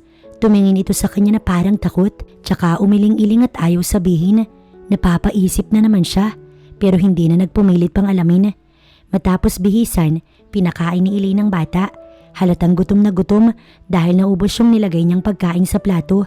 Pagkatapos kumain, nagsimula na itong umiyak at tinawag ang ama. Hindi naman niya malaman kung paano ito aaliwin at patahanin. Kaya naman, naisipan niyang makipaglaro dito. Nang magsawa, gusto nitong mag-drawing. Kinuha ang gamit sa school bag at bumalik sa ibabaw ng kama. Sa muli ay ginuhit nito ang ama, maging ang sarili. Hindi na naman ito isinama ang ina, kaya nagtataka siya. Wow, ang ganda! Kunway tinitigan niya ang drawing nito. Bakit wala si mami? Tanong niya rito. Nakita niya ang biglang bahid ng lungkot sa mukha ng bata bago umiling na halatang ayaw sabihin. Nahihiwagaan na talaga siya sa bata. Tila ba hindi nito maming ituring si Karina? Parang ang natatakot. Nang mapagod sa pagguhit, naghikab ang bata. Muli ay nalungkot na umiyak na naman at tinawag ang ama. For the meantime, ako muna yung mami mo ha. Pwede ba yun? Nang hindi makatiis sa pag-iyak nito ay tanong niya. Panay haplos sa buhok at likod nito para patahanin hanggang sa nauwi sa mahihinang hikbi ang iyak nito at tumitig sa kanya. Mami? Nakangiwi nitong Saad. Bugso ng damdamin ay niyakap niya ang bata para ito'y patahanin. Hindi niya alam kung gaano kasarap sa pakiramdam kung tunay niyang nakayakap ngayon ang pumanaw niyang anak. Alam niyang hindi niya iyon mararamdaman. Pansamantalang pupunan ni Brevin ang pangungulila niya sa sarili niyang anak. Kailangan nitong masanay sa kanya dahil wala na siyang balak pang ibalik ang bata kay Bruce. Gusto niyang mabaliw ang lalaki kakahanap dito. Tignan niya lang. Anong plano mo sa bata? Isang araw ay tanong ni Mick sa kanya habang kapwa nila tinatanaw si Brevin at Laika na naglalaro sa beranda. Naririnig niya ang matinis na tili nito habang hinahabol ng kapatid ni Mick. Kita niyang magkasundo ang dalawa. 3 araw nang nasa kanya si Brevin at sa 3 araw na yun, para bang napamahal na ito sa kanya. Itinuring niya na rin itong tunay na anak. Sabay silang kumain at matulog kapag nasa trabaho siya. Si Mick at Laika ang kasama nito. Iisa lang ang plano ko, Mick. Manatili si Brevin sa tabi ko. Napabuntong hininga naman si Mick sa sinabi ni Elaine. Baka kasi sa katagalang pananatili ng bata rito, mahalata ni Elaine na sarili nitong anak si Brevin. Alam mo bang sinasaktan siya sa sarili nitong bahay? Tignan mo to. Tsaka inilabas ang kanyang cellphone. Ipinamedical niya rin kasi yung pasa nito sa dibdib, kaya nakumpirma niyang sinasaktan ito at ipinagtataka niya kung sino. Maaaring yaya dahil wala naman palagi sa bahay si Bruce. Hindi sumagot si Mick sa kanyang sinabi. Isa pa ang gusto kong malaman ngayon ay kung bakit kaedad lang ni Brevin ang pumanaw kong anak, samantalang 1 taon pa lang simula nang magsama sina Bruce at Karina. Dagdag pa ni Elaine na lalong nagpatahimik kay Mick. Gusto nang sabihin ni Mick ang totoo pero nag-aalangan pa rin siya. Kahapon, pinatawag siya ng Donya upang ipahanap ang nawawalang apo pero sinabi niyang matagal niya nang gustong umalis dito bilang utusan at sa araw na yon, tuluyan na siyang nag-resign kay Donya Miranda. Hindi niya na rin binigyan pa ito ng pagkakataong makontak siya. Focus na lang siya kay Elaine, baka sakaling pwede siyang bumawi sa mga kasalanan. Baka magkalakas siya ng loob na sabihin dito yung lahat ng nalalaman niya. Habang si Bruce naman galing sa presinto ng hapong yun upang alamin kung sino ang kumidnap sa bata. Binalikan niya ang school na pinapasukan ni Bervin at ang sabi ng teacher, kusang sumama yung bata sa lalaking nagngangalang Nick na nagpakilala nitong kapatid niya. Sa CCTV naman, malabo yung kuha ng lalaki pero parang pamilyar sa kanya. Kasalanan mo yung lahat ng to, Karina. Kung hindi mo sinaktan ng bata, hindi niya may isipang sumama sa iba. Bulyaw niya sa babae nang umuwi at bigong mahanap ang tumangay sa bata. Ako pa talagang sinisisi mo, Bruce. Ang sabihin mo, tatanga-tanga ang yaya niya. Sinabayan ni Karina ang lakas ng kanyang boses. Nasa po niya ang noo. Walang patutunguhan yung pagtatalo nilang ito. Kailanman na hindi nagpapatalo yung babae sa kahit na anong away nila. Ito ang laging tamat na susunod. Tatalikod na sana siya upang tunguhin ang kanilang silid nang dumating ang kanyang ina. Nagmamadali na tila ba napakaraming gustong sabihin. Alam na nito ang nangyari kay Bervin. Katunayan ay may patong ng 1 milyon sa ulo ng kidnappers. Totoo yung pag-aalala nito na tila ba apo ang bata. Bruce, alam ko na kung sino yung kumidnap kay Bervin.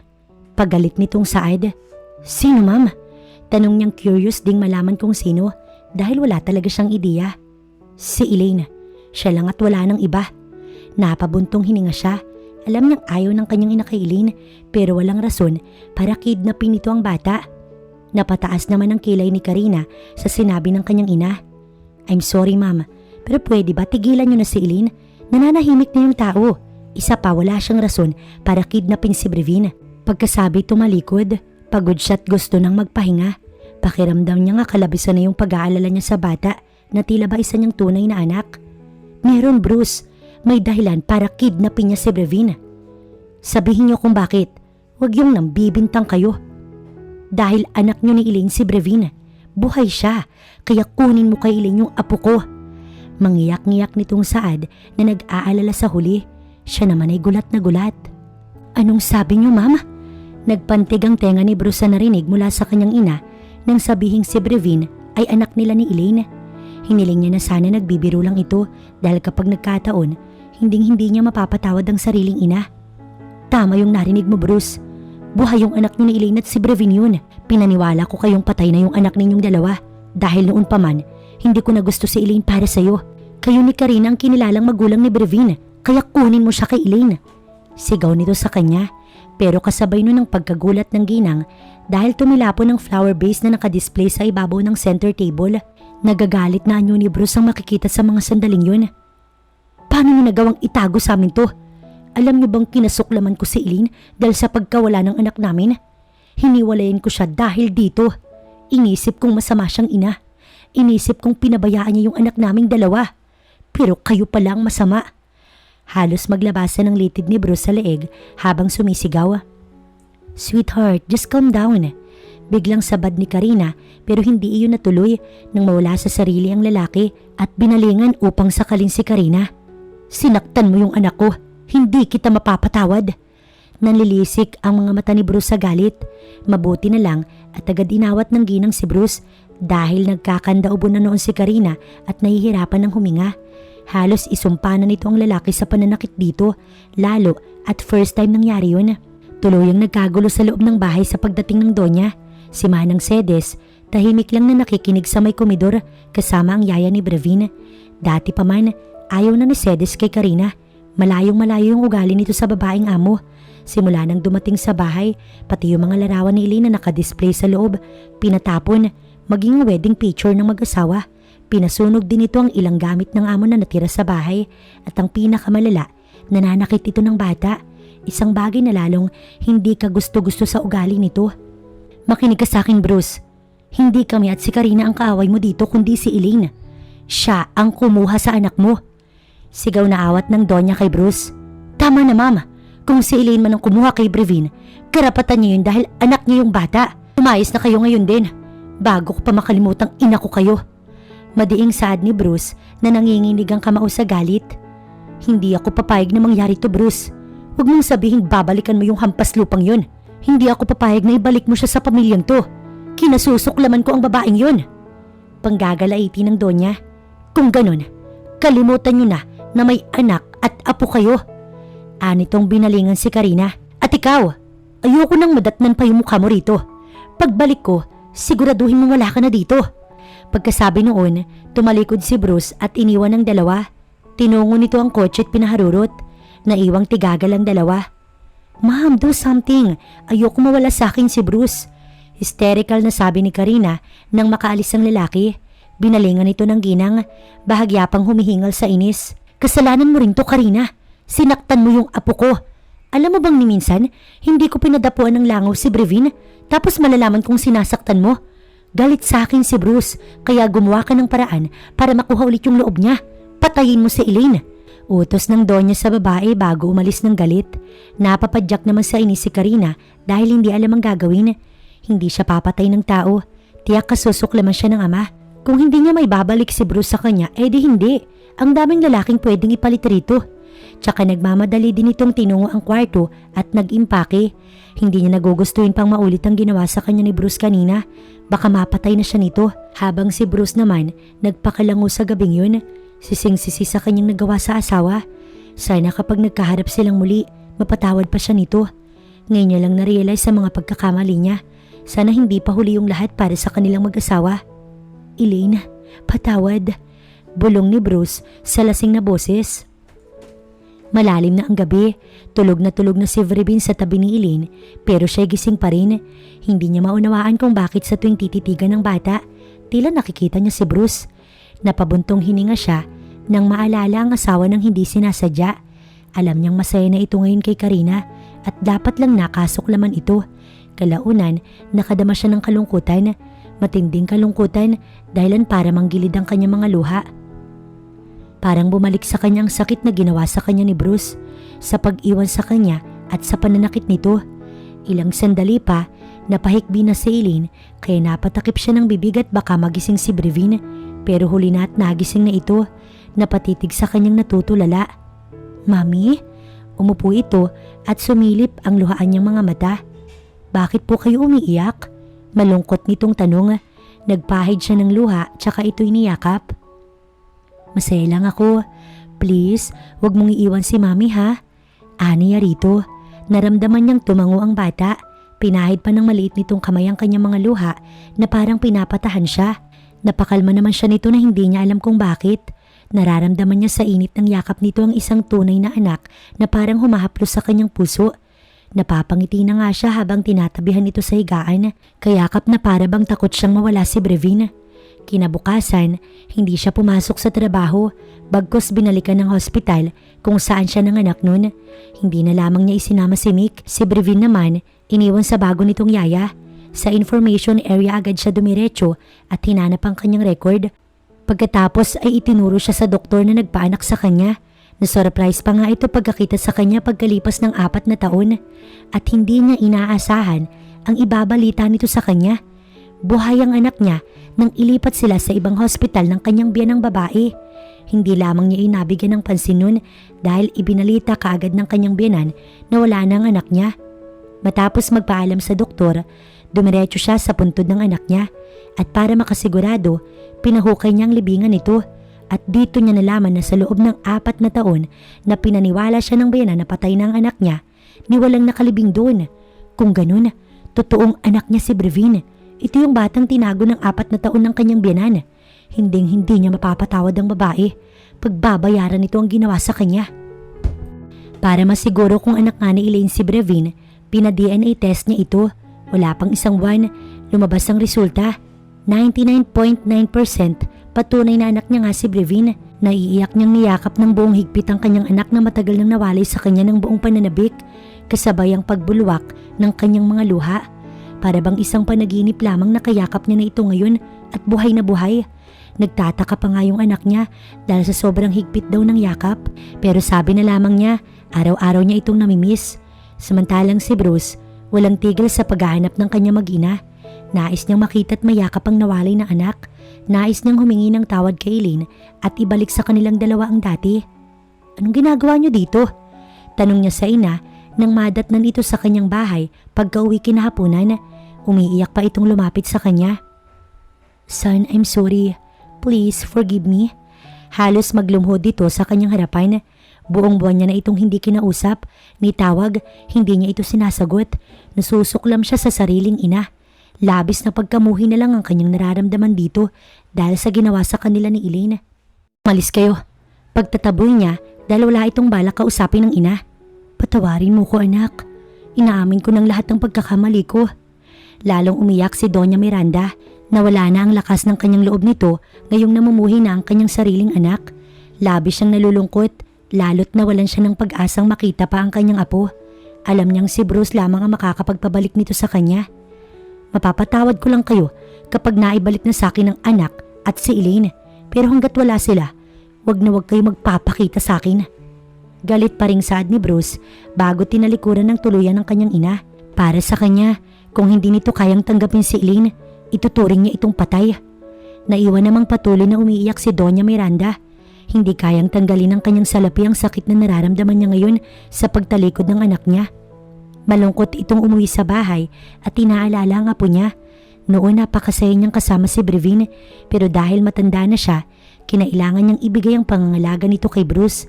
Alam niyang masaya ito sa piling niya, pero sa nakikita niya yung inggit nito sa masaya at buong pamilya.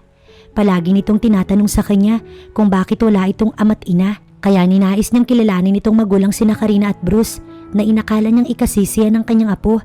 Ninakaw niya ang tunay nitong kaligayahan na sana nararamdaman nito sa tunay na magulang. Ngayon niya lang narealize ang kanyang pagkakamali. Ang laki ng kanyang kasalanan, hindi lang sa anak, kay Elaine, kundi pati na rin kay Brevin. Siguro, oras na para itama niya ang malaking pagkakamali. Nais niyang makuha ang kapatawaran ni Bruce, kaya hanapin niyang mag-ina at hihingi siya ng tawad rito. Kinabukasan, kasama ang mga pulis, pinadampot ni Elaine ang kanyang bayanan at kinasuhan ng kidnapping. Galit na galit siya rito sa ginawang panluloko nito sa kanya at walang kapatawaran yun. May katibayan siyang record mula sa hospital na buhay ang anak niya at walang laman ng kabaong ipinaglibingan nito. At ang pinakamatibay ay ang DNA result, kaya wala itong depensa sa anumang kasong isasampa niya. Niloko siya nito. Oras na para pagbayaran ng biyanan ang ginawa nito sa kanilang mag-ina. Elaine? Bulalas ng ginang pagkakita sa kanya. Gulat na gulat lalo at may kasama siyang 2 pulis. Ako nga, at oras na para pagdusahan niyo yung ginawa niyo sa akin. Sa amin ng anak ko, ipakukulong ko kayo, kaya ihanda niyo na yung sarili niyo. Puno ng emosyong saad ni Elaine. Hindi niya malaman kung maiiyak ba sa matinding galit sa muling pagharap nila. Elaine, I'm sorry. Inaamin ko yung pagkakamali ko. Oo, nilayo ko sa'yo si Brevin, pero pinuno ko siya ng pagmamahal. Miss na miss ko na yung apo ko. Sa loob ng mahigit 3 taong kasama ko siya, pakiramdam ko napakasaya ko. Pero kung talagang ito yung gusto mo mangyari, sige ipakulong mo ko. Pero sana, hayaan mong makita ko man lang yung apo ko. Pagmamakaawa ni Doña Miranda kay Elaine. Pero hindi na ito pinakinggan ng babae na agad binalingan ng kasamang pulis. Pinusasan at isinakay na ito sa patrol. Sa presinto, nakiusap ito sa isang pulis na matawagan man lang si Bruce upang ipaalam na siya'y nasa kulungan. Kaya wala pang 1 oras, humahangos ang lalaki nang dumating. Hindi pa nga akalain ng ginang na pupuntahan siya ng anak niya. Kinagulat din ni Bruce nang malamang si Elaine ang may gawa nun. Si Doña Miranda ay ganun din, pero naiintindihan niya si Elaine. Siguro deserve niya ring pagdusahan ng ginawa niya. Alam niyang hindi madaling magpatawad, kaya maghihintay siya. Sa korte ay nagkaharap-harap sila. 1 linggong na-detain ng ginang habang iniintay ang pagdating ng kaso, lalo't hindi pumayag si Elaine na magpiyansa ang babae. At sa 1 linggo na yun, nagkaroon ng pagkakataon si Bruce na humingi ng tawad kay Elaine nang minsan silang magpang-abot sa presinto. Humingi ng tawad na kiusap na makita ang anak nila. Hindi ipinagdamot ni Elaine na makita nito si Brevin, pero ang pagpapatawad sa panluloko nito, hindi niya agad maibibigay kay Bruce. Daddy! Masayang sigaw ng munting tinig ni Brevin pagkakita sa lalaki. Usapan nila sa park at pagdating nila ng anak, naroon ang lalaki at tila inip na nag-iintay sa kanila. Pinanood niya ang 2 nagyakap at kita niya sa mga mata ni Bruce ang matinding pananabik sa anak nito. Namumula ang mga mata nito habang emosyonal na nakayakap sa bata. Napapalunok siya habang tila gustong maluha. Iniisip kung hindi sila nagkasira ni Bruce noon, mas naging matatag ang pagsasama nilang 2. Hindi mararanasan ng kanilang anak na mawalay sa kanilang 2 ng matagal na panahon. Matapos magyakap ang 2 ng matagal, ay nagaya kaagad si Bruce na sila ay mamasyal. Nakikita niyang natuwa ang bata kaya hindi na siya tumanggi. Ilang oras din ang ginugol nilang magkasama hanggang sa napagod si Brevin at nagaya ng umuwi. Ayaw pa nitong payagan ng ama na umalis at nagmamakaawang sa bahay matulog. Salamat, ani Bruce habang inihahatid niya sa gate ang lalaki. Titig na titig ito sa kanya. Tulog na noon ang bata kaya malaya nang makakaalis si Bruce. Nag-iwas siya ng tingin dahil nagiinit ang buong pakiramdam niya. Hindi siya magpapaapekto sa presensya ni Bruce dahil tiyak siyang matatalo. Umalis ka na Bruce. Si Brevi ng, mahal kita Elaine. Nabulag ako sa mga nakita ko noon. Nakagawa ako ng kasalanan sa iyo. Naniwala ako kay Mami. Nasira ang magandang relasyon natin dahil sa kanya. Putol nito sa kanyang sasabihin. Naumid siya at hindi nakaimik. Naramdaman niya na lang na hawak na nito ang dalawa niyang palad. Wala na kami ni Karina. Matagal ko kayong hinahanap ng anak ko after kong malaman na si Vrebi ng anak nating dalawa Elaine. Please, give me another chance. Patawarin mo ko sa mga kasalanan ko sa iyo. I promise, hindi na ito mauulit. At pagkasabi nito, lumuhod sa kanyang harapan habang nagmamakaawa. Napailing-iling siya. Hindi siya dapat maawa kay Bruce. Tiyak masasaktan lang siyang muli kapag nagpadala siya sa kanyang damdamin. Sorry Bruce, pero hindi ganun kadaling magpatawad sa ginawa mo sa akin. Sinaktan mo ko, kaya hintayin mo kung kailan ko maibibigay ang kapatawarang hinihingi mo. Pagkasabi nun, iniwan niyang nakaluhod si Bruce. Nanlulumo namang sinundan ng tingin ni Bruce ang asawa. Hindi niya susukuan si Elaine hanggat hindi nakukuhang muli ang damdamin nito. Hindi mapalagay si Bruce sa kanyang kinauupuan sa loob ng hotel kung saan natatanaw ang asawang suot ng eleganteng dress na hakab sa magandang hubog ng katawan nito. Idinadaos ngayon ang ika-12 anibersaryo ng hotel kung saan nagtatrabaho si Elaine at dahil kilala niya ang may-ari, sinikap niyang mapabilang sa mga panauhin. Nag-invest pa nga siya sa hotel na ito para lamang malaya niyang mapuntahan ng asawa, lalo na sa mga ganitong okasyon. Agaw pansin si Elaine ng mga kalalakihan, lalo pat napakaganda nito ngayon. Hindi niya tuloy maiwasang magselos. Naalala niya lang kung gaano siya kaswerte kay Elaine pero sinayang niya lang at ngayon nahihirapan siyang ibalik ang dating meron sila. 1 taon na ang lumipas pero heto't patuloy pa rin siyang nanunuyo sa asawa. Tila pa nga nawalan siya ng pag-asa pero heto, nananatili siyang humihingi ng tawad. Maya-maya, nilapitan siya ni Louie, isa sa mga staff at katiwala din dito sa hotel. Nabaling ang atensyon niya rito nang kausapin siya at tumagal ng ilang minuto. Nang magpaalam ito sa kanya, tsaka niya ibinalik ang tingin sa kinauupuan ng asawa kanina pero wala na ito doon. Iginala niya ang paningin sa karamihan ng tao pero sadyang wala ito doon. Mabilis ang hakbang na ginawa ng lalaki upang hanapin ang asawa. Sumingit siya sa karamihan ng tao pero wala si Elaine sa loob ng bulwagan. Bigla na lang itong nawala kaya naisip niyang baka lumabas ng hindi niya namalayan dahil sa kausap kanina at hindi nga siya nagkamali. Natanaw niya ito sa labas ng hotel, malayo sa karamihan may kausap sa cellphone. Nakadama naman siya bigla ng selos dahil tila masaya ang kanyang asawa habang may kausap. Gaano ba ka-importante ang taong ito para lang iwanan ng mga kausap nito sa loob ng hotel at bigyan ng oras kung sino man yun? May iba na kayang mahal si Elaine kaya hindi siya mapatawad at tanggapin sa buhay nito? Pero tila wala naman siyang napapansin sa araw-araw na magkasama sila. Habang si Elaine naman, kausap ang anak niya. Nasa loob siya ng hotel kanina nang mag-vibrate ang kanyang cellphone kaya saglit siyang nagpaalam sa mga kausap na lalabas muna. Alam niyang hinahanap na siya ng kanyang anak dahil lagpas 9:00 na ng gabi at nasanay itong tabi silang matulog. Ang paalam niya rito hanggang 9:00 lamang siya pero heto malapit ng mag-10:00. Nahiya naman siya magpaalam sa mga kasamahan. Kadalasan kapag ganitong okasyon, umaabot ng 12:00 ng madaling araw. Mami, kasama niyo po si Daddy? Tanong nito sa kabilang linya. Hindi anak, gusto mo bang tawagan ko para puntahan ka? Malambing niyang tanong, narinig niya itong bumuntong hininga. Mami, gusto ko po kasama kayo ni Dading uuwi. Biglang naglaho ang masigla nitong boses. Kanina'y masaya pa silang nag-uusap. Mas apektado ang kanilang anak ni Bruce sa nangyayari sa kanilang mag-asawa. Palagi nitong tinatanong kung bakit hindi nila kasama yung ama dahil sa loob ng 1 taon, nag-aalangan pa rin siyang tanggapin ito. Natatakot siyang masaktan na muli. Matapos malaman mula kay Doña Miranda na tauhan nito si Mick at binayaran upang paghiwalayin sila ni Bruce, ay nawala na rin siya ng tiwala sa lalaki. Sinisante niya ito sa trabaho at sinabing kailanman wag na wag nang magpapakita pa sa kanya, hanggang sa nabalitaan niyang lumipat na ito ng lugar kasama ang kapatid at ngayon wala na siyang balita pa rito. Humingi man ito ng tawad sa kanya ay hindi na nito maibabalik ang nasirang pagkatao niya at ang pamilya.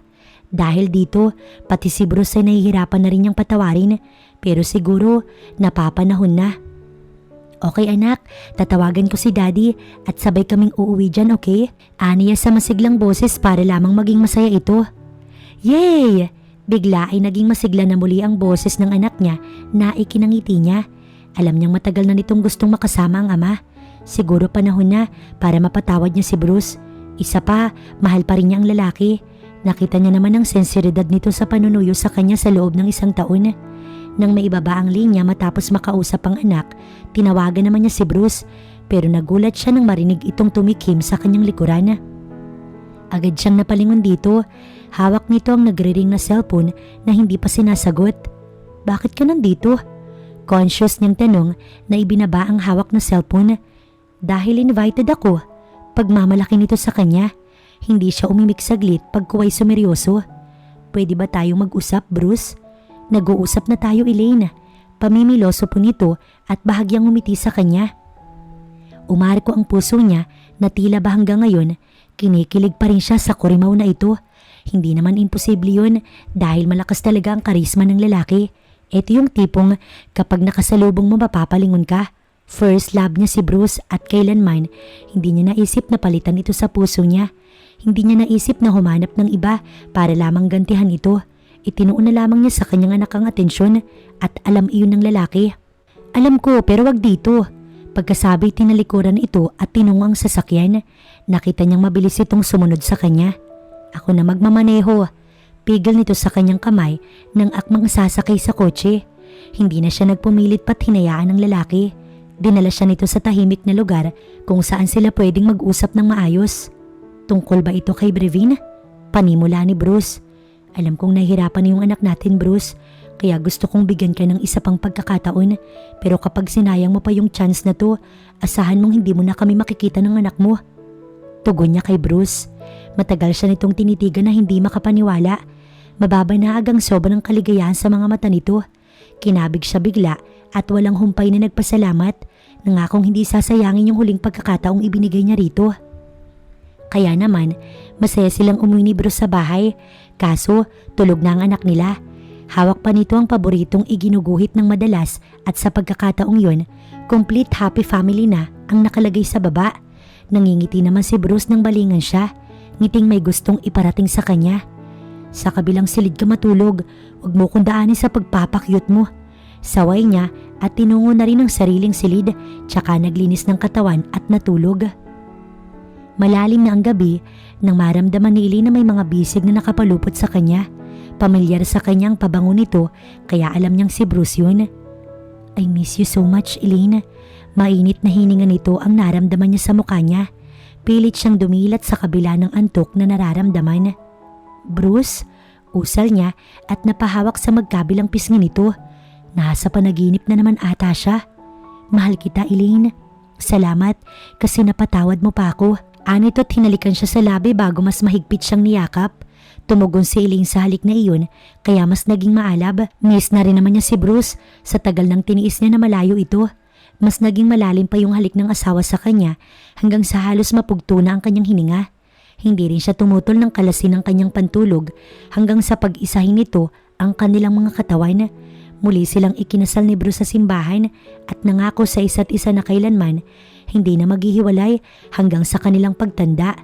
Napatawad na rin niya ang kanyang biyanan na tunay na nagsisisi sa mga nagawa nito. Paglipas pa ng 1 taon ay nagsilang na muli si Elaine ng isa pang baby girl naman. Sa ngayon, masaya na nagsasama ang kanilang pamilya.